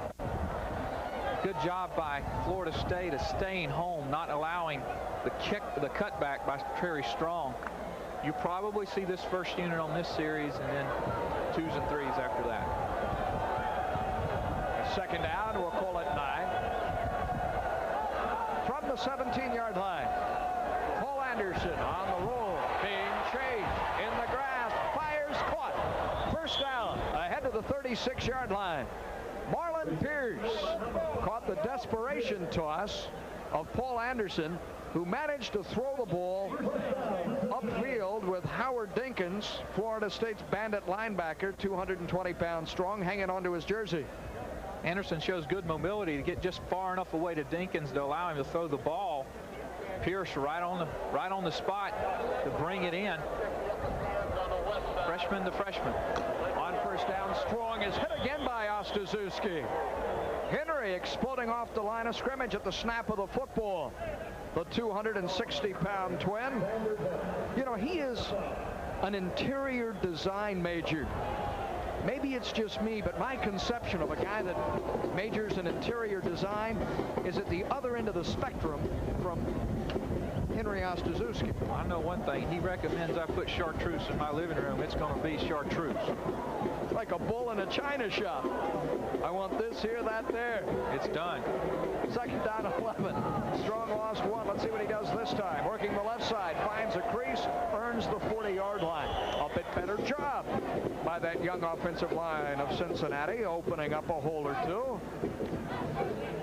Howard Dinkins, Marvin Jones, pardon me, a couple of linebackers teamed on the tackle. 18th carry by Strong already, 62 yards on the afternoon's work. A lot of punishment for a 5'9" guy. In the first half, on the ground, Cincinnati gained 166 yards. That was pretty impressive. Anderson throws, and the tough catch made over the middle and close to the first down by the guy that participated in the one-trick play we saw out of Cincinnati in the first half, Chris Bjorson, a sophomore from Youngstown, Ohio. That stunned everybody in Doak Campbell Stadium when he caught that fake punt. Watch him here over the middle. Cincinnati goes to their tight ends a great deal of the time. Nothing different here. Just enough by maybe the nose of the football to convert the first down. It's another first down for Cincinnati, which dispatches Joy Coynock. The left side, play action. Anderson throwing deep over the middle. He has it caught inside the 10 to the 6-yard line. Damon Bryant, returning to his native state of Florida, enjoys the big play as he flew past Terrell Buckley. And it's a gain of 40 yards. The biggest play today by the Bearcats. Hard to tell who you would, quote-unquote, point the finger at. Both Fowler and Buckley back there. Ryan doing a good job of just running straight down the field. Donald takes a big hit. Anderson, excuse me, but delivers the ball well. And the Miami Harlan High native drags it in, if you will, at the 5. Trailing by close to 50 points, but still showing fight. Cincinnati pounds it inside. And it's Terry Strong, a little surprise, the senior from Flint, Michigan, with some tough yards. I'll tell you, this guy may stand all of 5'9", right at 200 pounds, but he refuses to quit. And when you can find a young man with this kind of heart, he is going to be tremendously successful. He is hitting it up in there as if this game depended on each each and every snap. Anderson, play action, guns, incomplete. Koynak, the target, broken up. The defender on the play was Anthony Moss. We've been talking about his sacking ability, his pass rushing ability, but Moss there did an excellent job of covering a receiver in Koynak. Well, we talked about that again at the top of the show. I really believe he has the talent to play outside linebacker at the professional level, and that would include pass rushing and dropping off to defend backs and tight ends. Here's Anderson, tripped up, he fell over his own man, and that's a lateral because he lost it going back. Leslie spot him down. He tripped up over the feet as he optioned to the far side of Joe Abrams, a teammate who had fallen in front of him. Another look at it, you've seen in the first half to run the option successfully. That time Abrams just trips him up. I believe they're going to mark him down, and Cincinnati will be forced to go for the field goal. Rowe, who had faked it from this point earlier in the first half, drills a 21-yard field goal, but wait, there is a flag on the field. Our referee, Alberto Rivero. This has been a relatively penalty-free game, considering all the points that have been registered, 63 of them, 56 of which belong to Bobby Bowden's troops. Here's the call. Illegal procedure, 6-man line, Cincinnati. Florida State, of course, will back them up and make them kick it again. Not enough folks on that line of scrimmage, required to have 7.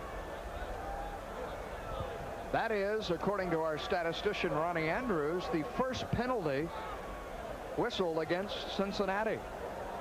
And Tim Murphy, that's one of the few bright spots I'm sure he can find in this game. A 26-yard effort by the barefooted David Rowe. And is it inside the upright? Yes, barely. Timeout on the field. 7:40 to go in the third. Florida State 56, Cincinnati 10. And we'll be right back after this word from Gatorade.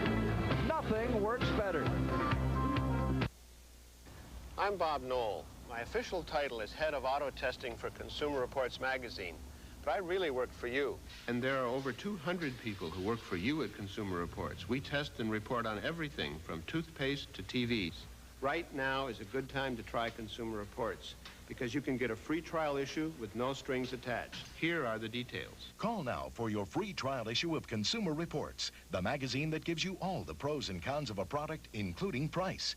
Call now for your free trial issue, then decide. When the bill arrives, pay it and get 11 more issues, 12 in all, including the annual buying guide issue for just $20. Or write cancel on the bill and owe nothing.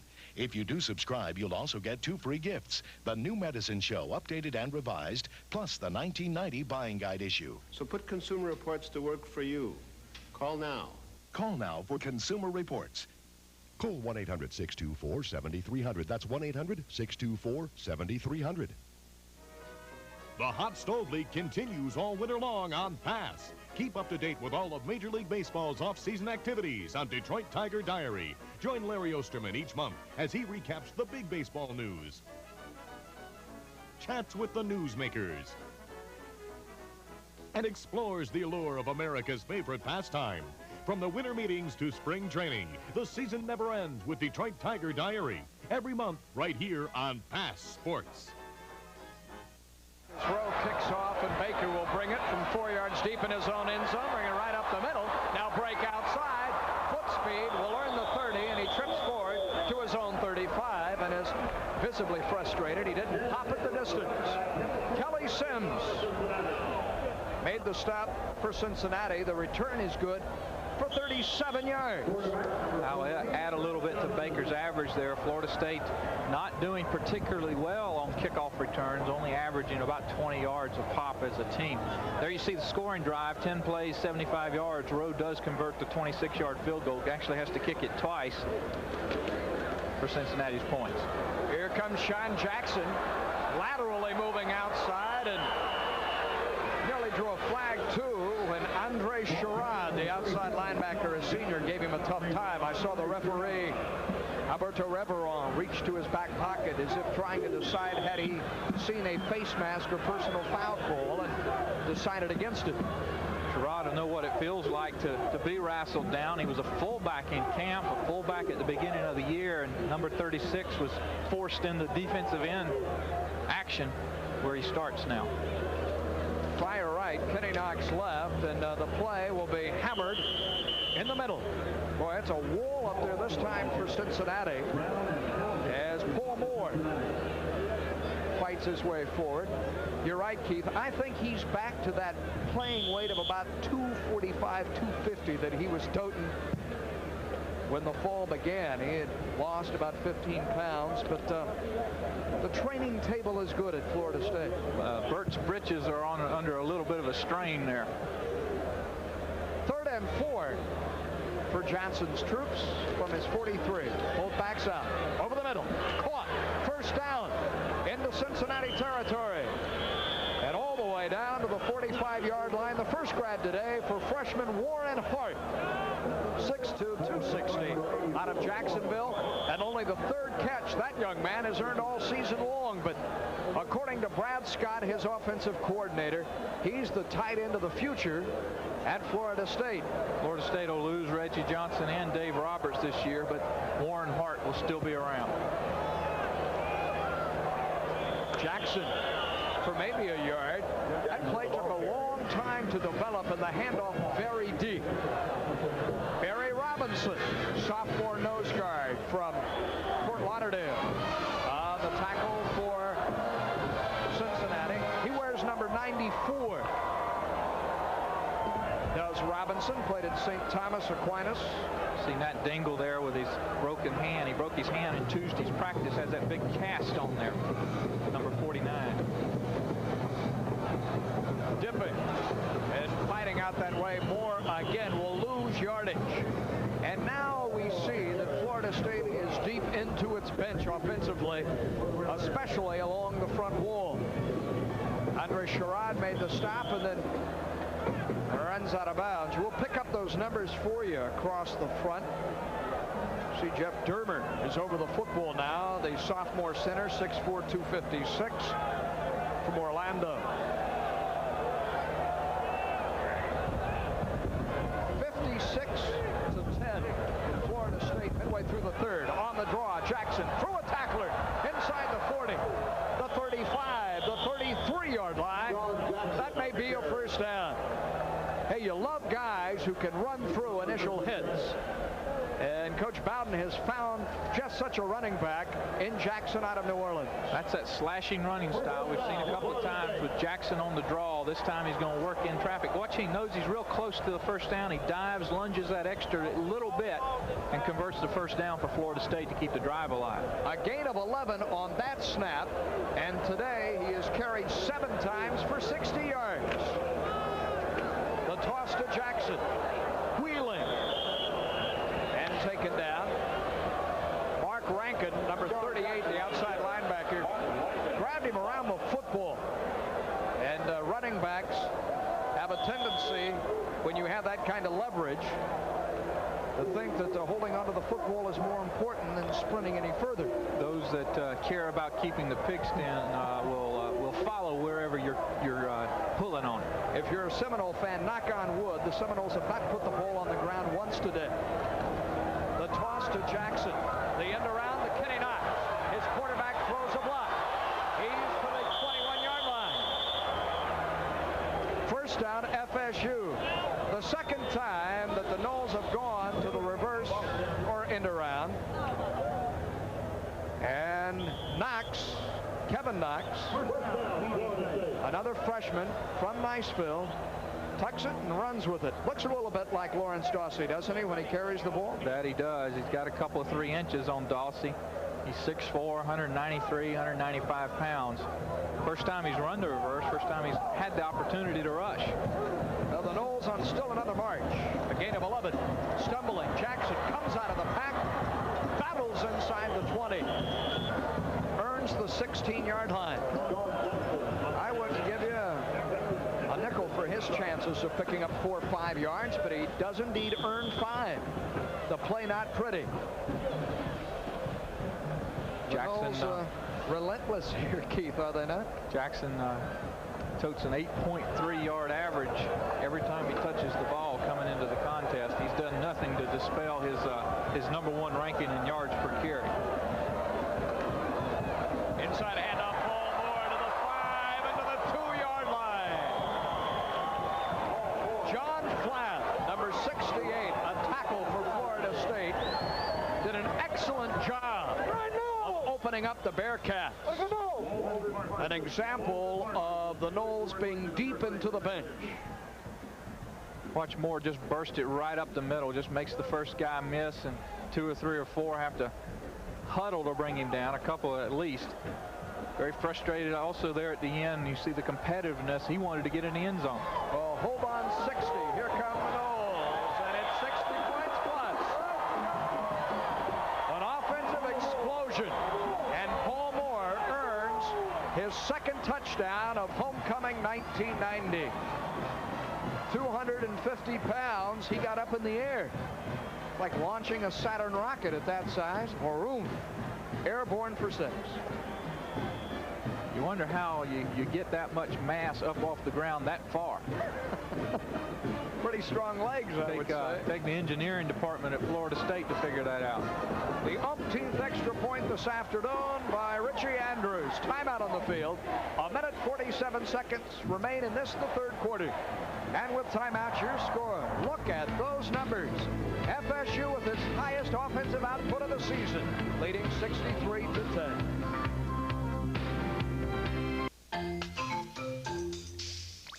Replace your leaky faucet with a new Moen washerless faucet while the price is right and before it's too late.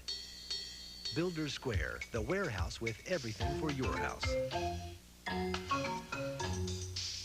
Good things come to those who don't have to wait. A Miami Carry water dispenser delivers instant 190-degree water, along with instant savings. Builders Square, the warehouse with everything for your house. It started here, in a country where tradition's still a part of brewing, and beer's still a part of tradition. Where old friends are thought the best friends, and old ways often the best ways, including the way beer is brewed. The way one beer in America still is brewed today. A beer started here more than 200 years ago. Stroh's, fire brewed, family brewed. Some things never change. Some things never should. Pass circles the globe to keep pace with the legends of professional tennis, as well as the hottest new rising stars. Every ace and blistering backhand turns the game of grace into a battle of power versus precision. See the top names in the game, including Becker, McEnroe, Edberg, and Agassi, as they serve up the excitement from premier cities around the world. It's the best of professional tennis action every month, only on Michigan's network of champions. Pass Sports. Keith, nothing fancy other than it was pretty spectacular. Big fullback airborne over the top. We teased Paul about that, but trust me, I'm not down there trying to tackle him.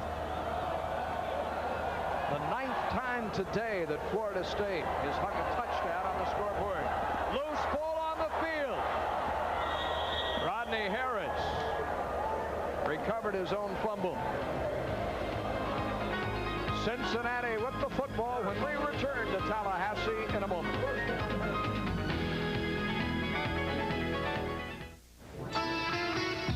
The Penobscot River and Old Milwaukee both mean something great to these guys. The Penobscot means hard-charging white water.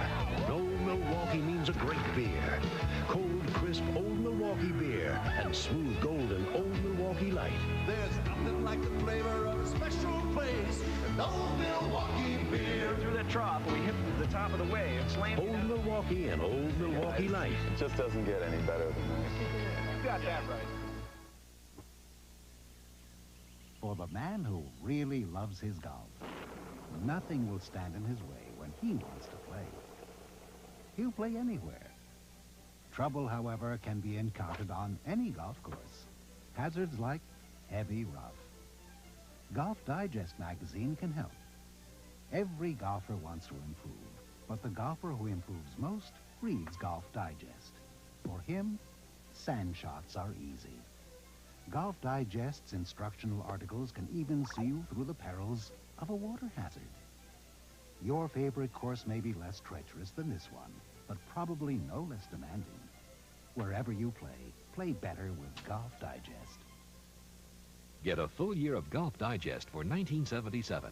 Call 800-638-1200 now and get our free half-hour instructional video with your paid subscription.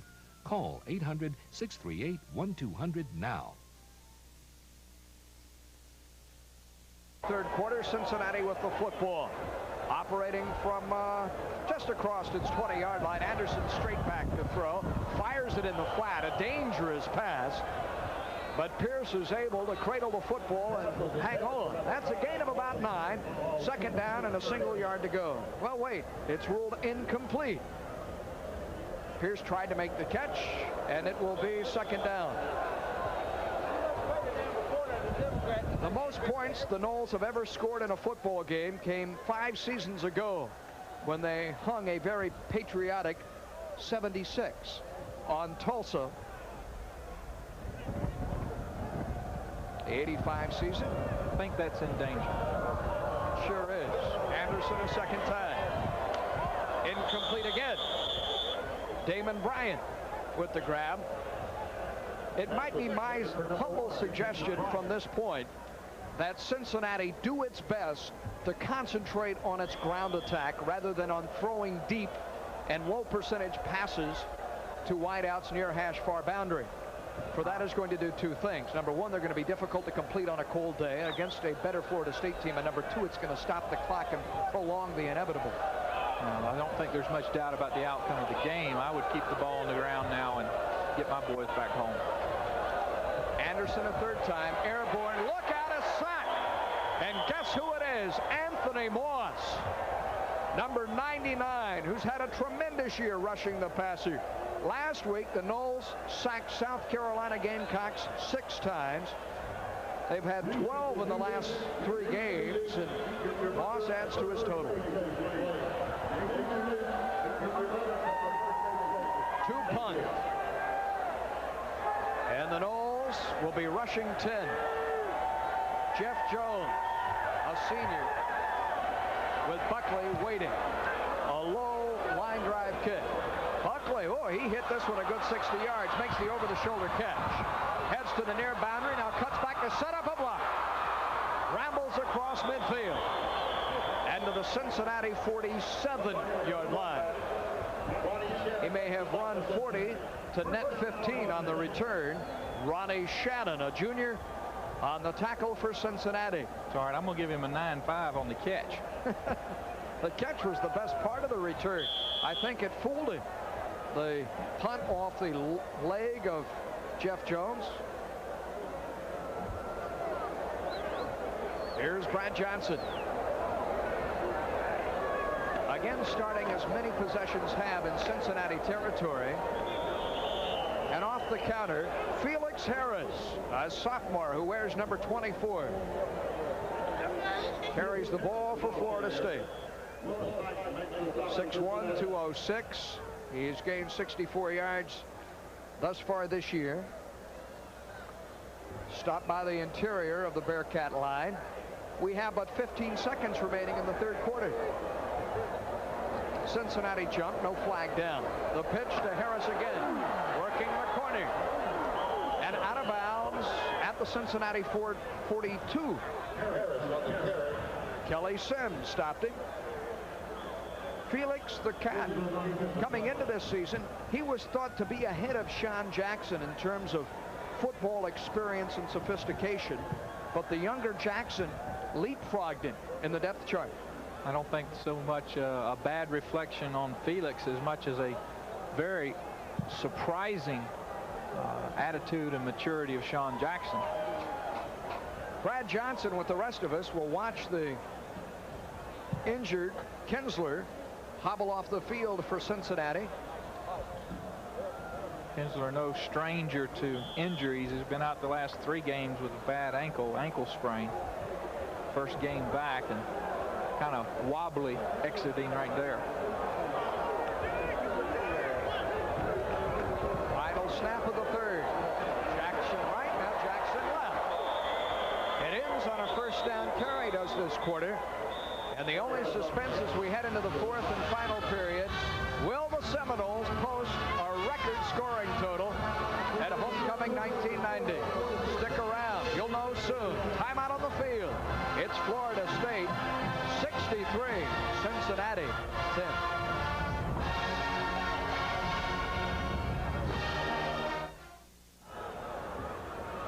And the big money is on Florida State this day. I wonder what the over-under was. 63-10 your score. The fourth quarter begins, and blasting to the 20, the 15, the 10, the 5, and into the end zone for a touchdown. Maurice Pinckney. The Fort Lauderdale sophomore on a 36-yard jaunt.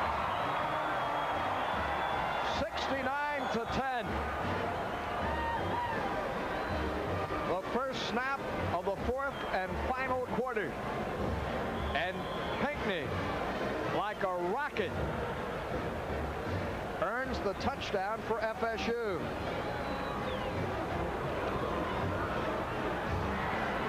That is the 10th touchdown today by Florida State, which ties an all-time record. We'll return. You see the score, FSU 70 and Cincinnati 10.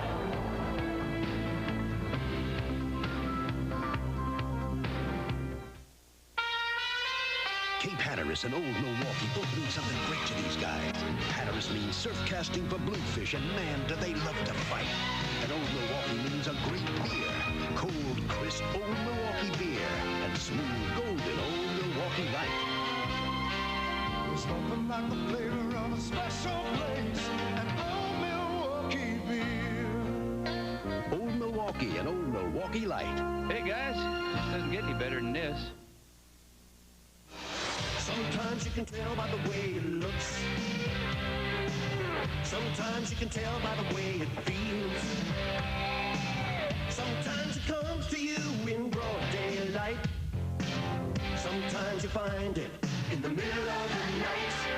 But you know when you got the right one. This is the right one. You know when you got the right. There's a line that every player must cross. And whether that line is drawn in chalk or paint, on a patch of dirt, or under a man-made sky, when you cross the line, you give it everything you've got. And when you return, Gatorade puts it back. Fluids, minerals, energy.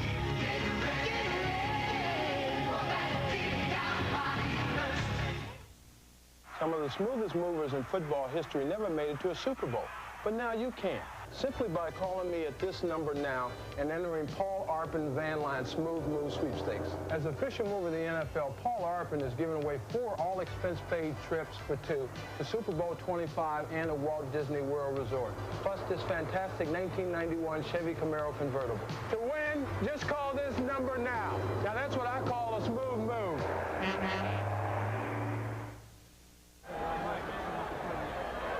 I wonder who'll be more tired, the Florida State football team or the marching Chiefs. If they have played the fight song just after every touchdown, they've played it 10 times. Have some tired, puckered lips there, can you not? I think the alumni band quit. They have retired. They're wore out. Bill Mason is the kicker on for Florida State. Richie Andrews has kicked 10 extra points. He's tired already, too. Mason chops it short, taken at the 7-yard line across the 10, 15. This is Rodney Harris to the 30, the 33. And Terrell Buckley chops him at the knees to haul him down. Here's your number 4 tailback at Florida State. Excuse me, your number 3 fullback in Pinckney. Pitchers are worth a couple of thousand words in this particular case, just right up the middle. Coach Bowden said, you know, this guy just has something about him. Every time he touches the football, something good happens.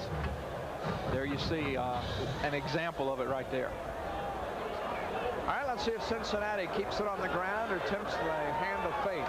Nope. Throwing to the flat, incomplete. Damon Bryant could not quite get there. Tommy Henry, the corner, was in the area. Bryant, will remind you, from Miami, Norland High School. He runs track for Cincinnati during the winter months, indoor track. There's so many speedsters that Cincinnati has harvested and brought north from the Sunshine State. 2nd and 10. Strong, trying to bounce outside off the deep handoff. Battles back across the line of scrimmage and up to the 36-yard line.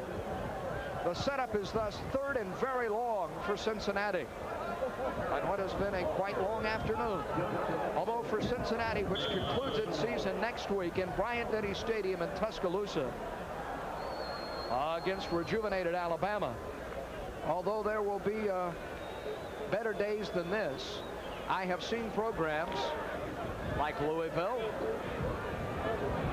that have bounced back from days like this, and in a couple of years are in a bowl. You remember Florida State in the mid-70s had an 0-11 year. Anderson, how did he get out of that? Now has to get rid of the football. He scrambles back this way and fires. Caught! First down. A great grab, Damon Bryant. A phenomenal Houdini-esque effort by Paul Anderson to scramble left and right. And Bryant and Anderson teamed on the game. You're going to see why Tim Murphy and his coaching staff really like Paul Anderson. Big at 6'4", mobile, as you see evidence there. Then finds the receiver, another freshman in Bryant, just enough for the first down. Pretty exciting to watch, even though they're down by 60 points, still after him. A gain of 9 on the play.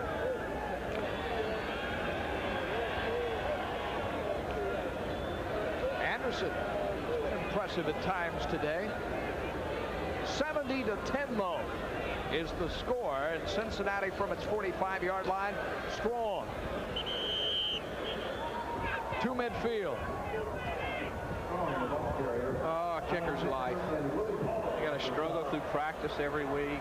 He's a team captain for this game, is Richie Andrews.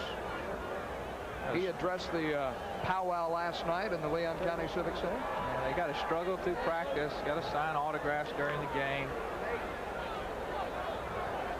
He set a record or equaled Derek Schmidt's record today for most extra points in a game with 10. A record-setting day at Doak Campbell. Anderson pulls it down. Floats it way downfield. We had contact prior to the catch. The catch was made nonetheless at the 17-yard line by Marlon Pierce. It's a first down for Cincinnati. Hey, these guys refuse just to go away meekly. Trailing as they are by 60 points, there is pride in the red and black. Definitely interference here on the part of Florida State. The officials benevolently not calling it due to the fact that Pierce makes the catch. This is the second time we've seen him catch the ball with people all over him. A gain of 32. Anderson has thrown for some pretty big numbers.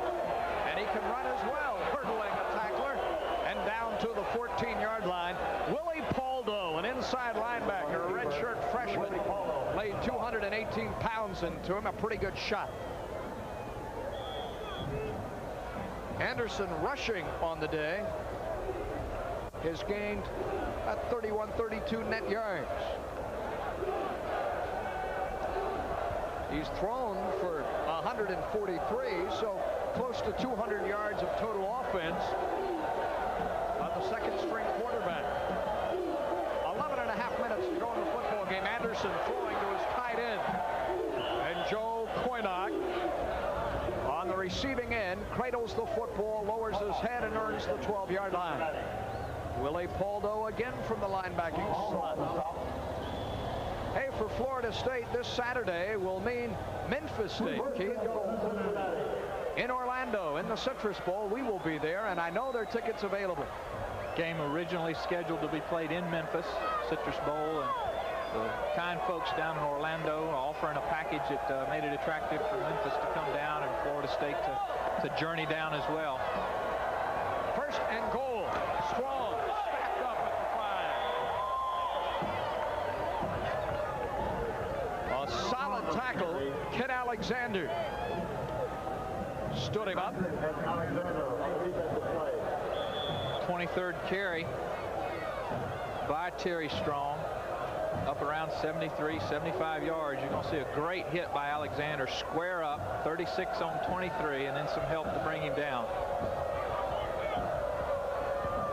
It is second and goal. They gave Strong a gain of 5. They mentioned 23 carries. What an effort. Anderson into the end zone. Nearly picked up. Billy Reagans touched it, got his hand on it.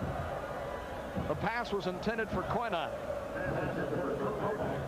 The first-string defense, you probably saw, went back into the game. Being threatened, Bobby Bowden, I'm sure wants to put as great a distance in terms of the score between he and Cincinnati that he can. Florida State giving up 18 points a game coming into the day's contest to try to preserve that or improve it. 3rd and 5. Wrapped up at the 3. Is Mike Bridford, the freshman fullback. James Chaney, the nose tackle, hit him first, and big Marvin Jones right there, 55. Jumped on his back and planted it. So it's 4th and goal, and Cincinnati trying to gather all it can in terms of points. We'll put a sure 3 here. Tim Murphy talking to Anderson. 21-yard effort. The snap, the spot, and the kick by David Rowe is good. The second field goal today by Rowe comes with 9:41 left in the football game. Your score, Florida State 70, Cincinnati now with 13. And we'll be right back after this from your Florida Gold Star Dodge dealers.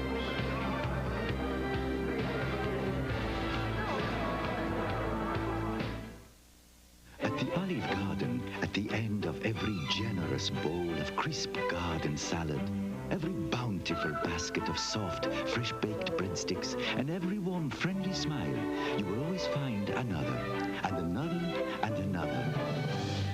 Because at the Olive Garden, the word generosity begins with a G, but ends only when you are happy. The Olive Garden Italian restaurant, where all the best of Italy is yours. Beale Street and Old Milwaukee both mean something great to these guys. Beale Street means a blues festival and spicy barbecue, Memphis style. And Old Milwaukee means a great beer. Cold, crisp Old Milwaukee beer. Smooth, golden Old Milwaukee Light. There's nothing like the flavor of a special place. And Old Milwaukee beer. Old Milwaukee and Old Milwaukee Light. Just doesn't get any better than this. It's your Allied Discount Tire, man. I want to talk to you about the price of gasoline. You know, the minute that Persian Gulf crisis started, them doggone filling stations raised their price up to 30% more than it was before. You know, tires are made of petroleum, too. The cost of tires to Allied Discount Tire, it went up. Our prices did not move. Our prices are the same as they were 6 months ago. We're keeping the prices in Florida down. That's Allied. Allied, over 40...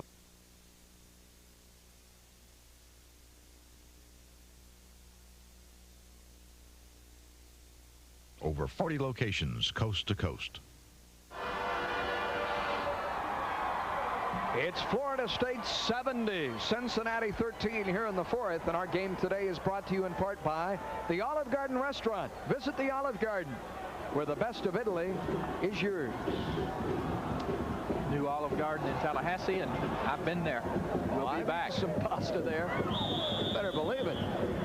The kickoff is fielded for Florida State by Felix Harris, who dances out of bounds.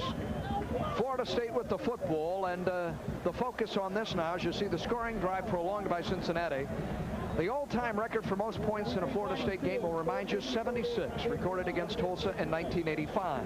You add 7 to 77, and even or 7 to 70, and you get 77. We have an opportunity to see the all-time effort by a Bobby Bowden or a Florida State team. Unless there's some kind of new math out there that we're not aware of. There's a lot of math out there that that I am not aware of. Here's Kenny Felder in the game and scrambling. 20, 25, close to the 30, a first down. The third Seminole quarterback to see action today. The freshman from Niceville, a two-sport guy for FSU, also plays baseball. Highly recruited, as you know, by major college powers from coast to coast. 6'3", 215 pounds. Brad Scott said that they really wanted to get him into a game and let him complete a pass. He's 0 for 2 this year. Want to work on that confidence. Quarterback of the future. And the pitch. It comes back very deep to Clyde Allen, who is the 7th running back today for FSU. Allen carrying. We have seen Bennett, Moore, Pinckney, Lee, Harris, Jackson, and now Allen.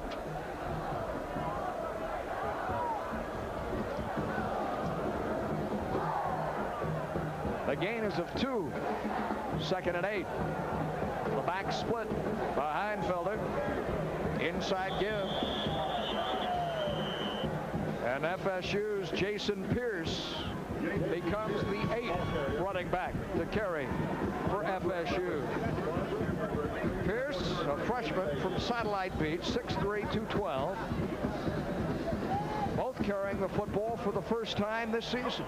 I don't know if you folks at home can hear all the rustling of papers going on up here, but our depth charts don't go that far. They're sitting here looking at flip charts and press guides, and where are these folks from? Jason, as you say, out of Satellite Beach. Obscure as they are, in the game, and the handoff, and off the right side. Incredible talent that Florida State can put on the field when a guy like Clyde Allen can become your 4th tailback and rip the right side for 9. Running behind a second or third team offensive line. Coach Bowden doing his boxing imitation there with a towel around his neck. Here's another look at it.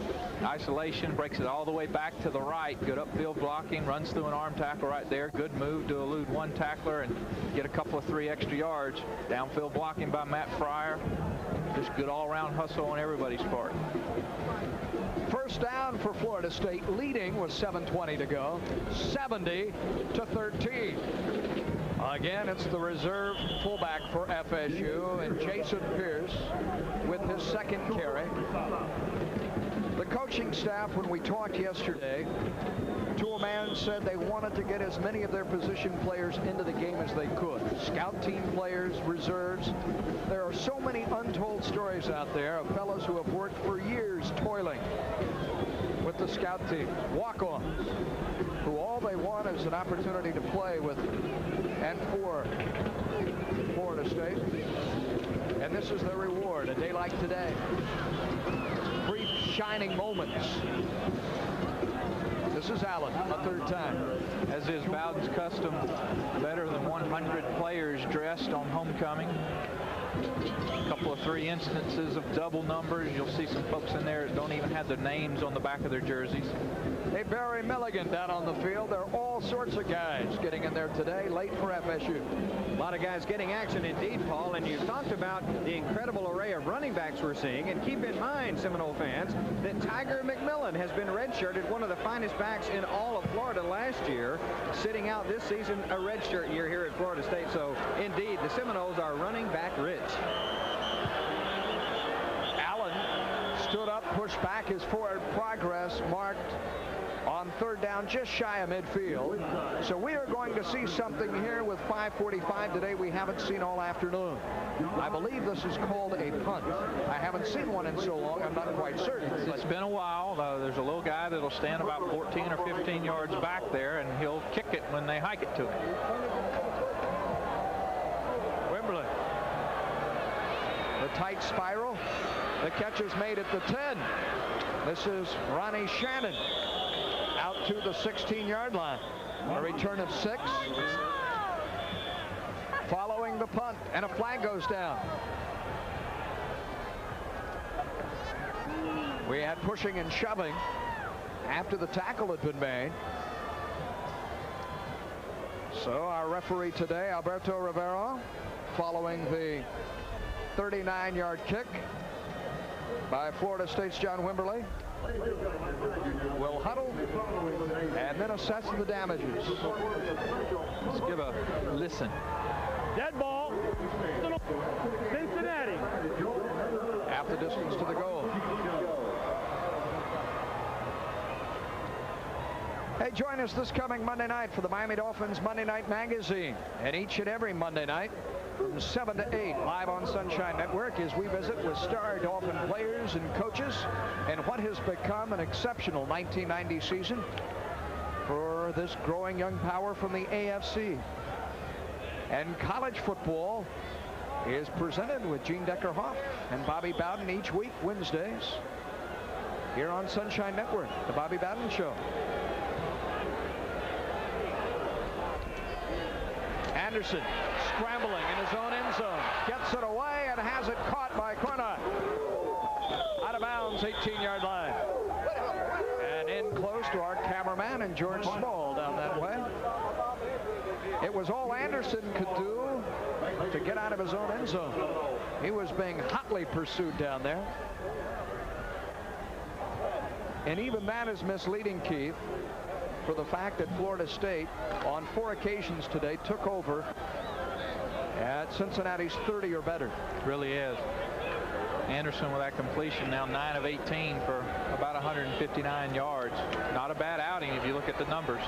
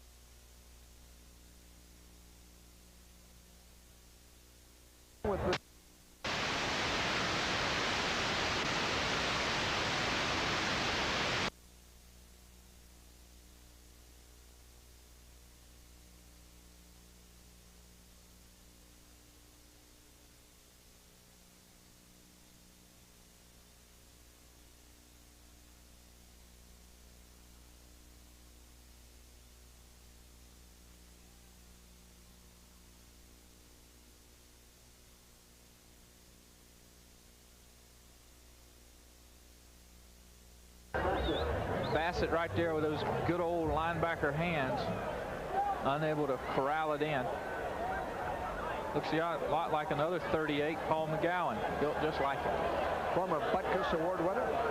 It's 3rd and 7. Time winding down. Anderson. Caught Konak and shy of the first down. He loses the ball. They'll say Cincinnati got it back. What a hit by John Weish on Konak, the tight end. That was a big league lick as we watch it again. Watch a strong safety's eyes brighten. Turn around, he doesn't know you're there. Face mask on face mask. Again, Cincinnati alert to recover the ball. John Weish, the senior, just a little piece up the road, Thomasville. It was ruled a catch and a fumble. Florida State will call timeout. Not that it wishes to add points to its total of 70, but it's confused now with the number of defensive players it has on the field. Back for the final 91 seconds of this homecoming. 91 seconds away from the finish line. This one has been over mathematically for quite some time. 70-13, Florida State, but facing 4th and 2, the Bearcats inside the Florida State 15 have elected to go for it, and Strong may score here. Yes, that's the case. Touchdown, Cincinnati. And truly, that is a touchdown deserved for Terry Strong, the senior, who has carried the ball no fewer than 27 times against FSU on a chilly afternoon in Tallahassee. 27 carries, 105 yards, and a lot of bruises in the morning. He earned, as we had mentioned earlier today, 123 yards last week against Louisville, a team which will end up in postseason play. And from an individual perspective, he has this to fall back on in years ahead, this solid effort against national power Florida State. You see head coach Tim Murphy calling timeout, for he wishes to set up a 2-point conversion. Quick pitch by Anderson, does a good job of leading Strong upfield, and he just outraces everybody. As we said, 27th carried of the afternoon, 105 yards, first touchdown. The score is 70-19 now. And trying to come up with a 3-yard play is Cincinnati and its coaching staff. Let's see, the spread was 50. So if you have a bet out there, you're nervous. If they go to 2 and make it, they bust it. If they fail, get your money. There was not a press box pundit today, any of the experts from the media. We all like to get together and guess, of course, what the score is going to be before the game, like you do. And no one in the press box thought this would be a 50-point game. Just didn't have that feel. That shows you how right or wrong we can be. 70-19 now. We're right at 51. These are almost like, almost NBA-esque numbers, are they not? I formation. Going for 2 are the Bearcats from Cincinnati. Anderson flips, and it's caught. And it's good for 2. Marlon Pierce, the Florida native, holds on to it. Anderson with the 2-point conversion. It's a 70-21 affair. John Davis was defending a Floridian, and Pierce will probably want to hold on to that football. He carries it off the field with him. And it comes with 1:25 to go, so the Seminoles with 85 seconds with which to set an all-time scoring record. You see Pierce, Keith, out of Dade Central High School in the southern part of the state, holding onto the ball. Had a pick pattern down here. Pierce going outside. Damian Bryant coming inside. Not bad coverage by Davis, but an excellent read of the ball by Pierce, and that converts 2. Gets them back to even numbers in terms of touchdowns. Hey, we mentioned the NBA, these 70 points, kind of a high-scoring affair. The NBA comes your way this Tuesday night. The Dallas Mavericks in town to take on the Orlando Magic, a game from the Midwest Division, Western Conference. Our pregame show, NBA Magic tonight, presented by the Olive Garden, gets underway at 7. Tip-off with Chip Carey and Jack Goose Gibbons comes your way at 7:30 from the parquet court of the Orlando Arena here on Sunshine. And more college football Saturday, November 17th. Whew, they play hard in that game, don't they? South Carolina and Clemson. The Cox and the Tigers at noon on Sunshine. I wonder how cold David Rowe's toes are about this time of day. Bounds it along the ground. The very dangerous Shannon Baker breaks through a hole. The kicker to beat, and the kicker gets it. 42-yard line. He's had a number of huge returns today, has Baker. This one good for 63 yards, Keith. First big return that Florida State's enjoyed this season. Again, an area that the coaching staff has directed some attention to. Let's check in with Barry as the Noles break the huddle. 1:15 to go remaining. Thank you, Paul. Here with Bob Kuchenberg, the chairman of the Blockbuster Bowl. And Bob, short of making it official, is it safe to say that Florida State is definitely a front runner? Definitely a front runner. There's no question about it. We're very excited about the prospects of Florida State in our inaugural effort, getting a program as heralded as Florida State's with Bobby Bowden, and the fine traditions go along with it. And we're very, very enthusiastic at this point, Barry. Seems like the Blockbuster Bowl, in fact, is sort of taking, in fact, something from its own name. Things are coming out here with a blast. You're looking forward to having a big payday and possibly a Florida State-Penn State matchup. Quite possibly, and we're very excited about that because, again, those two schools have traditions that are unparalleled, and to be able to get teams of that caliber and that tradition, both academically and athletically, is terribly exciting to us at this point. Okay, good luck and congratulations in less than a year of getting things going. We're real happy. Thank you very much, Barry. Okay, back to you, Paul. The Cooch. Wasn't he a great one? This has been a blockbuster afternoon for Florida State. Its fourth quarterback, Mike Murray. Pitching and breaking clean. It's Clyde Allen to the 32. You may have heard the rumbles with 4:32 seconds to go. The crowd wanted that all-time scoring record, and they won't get it. That'll do it. Florida State has won in overwhelming fashion its 7th game of the year. Back with our postgame.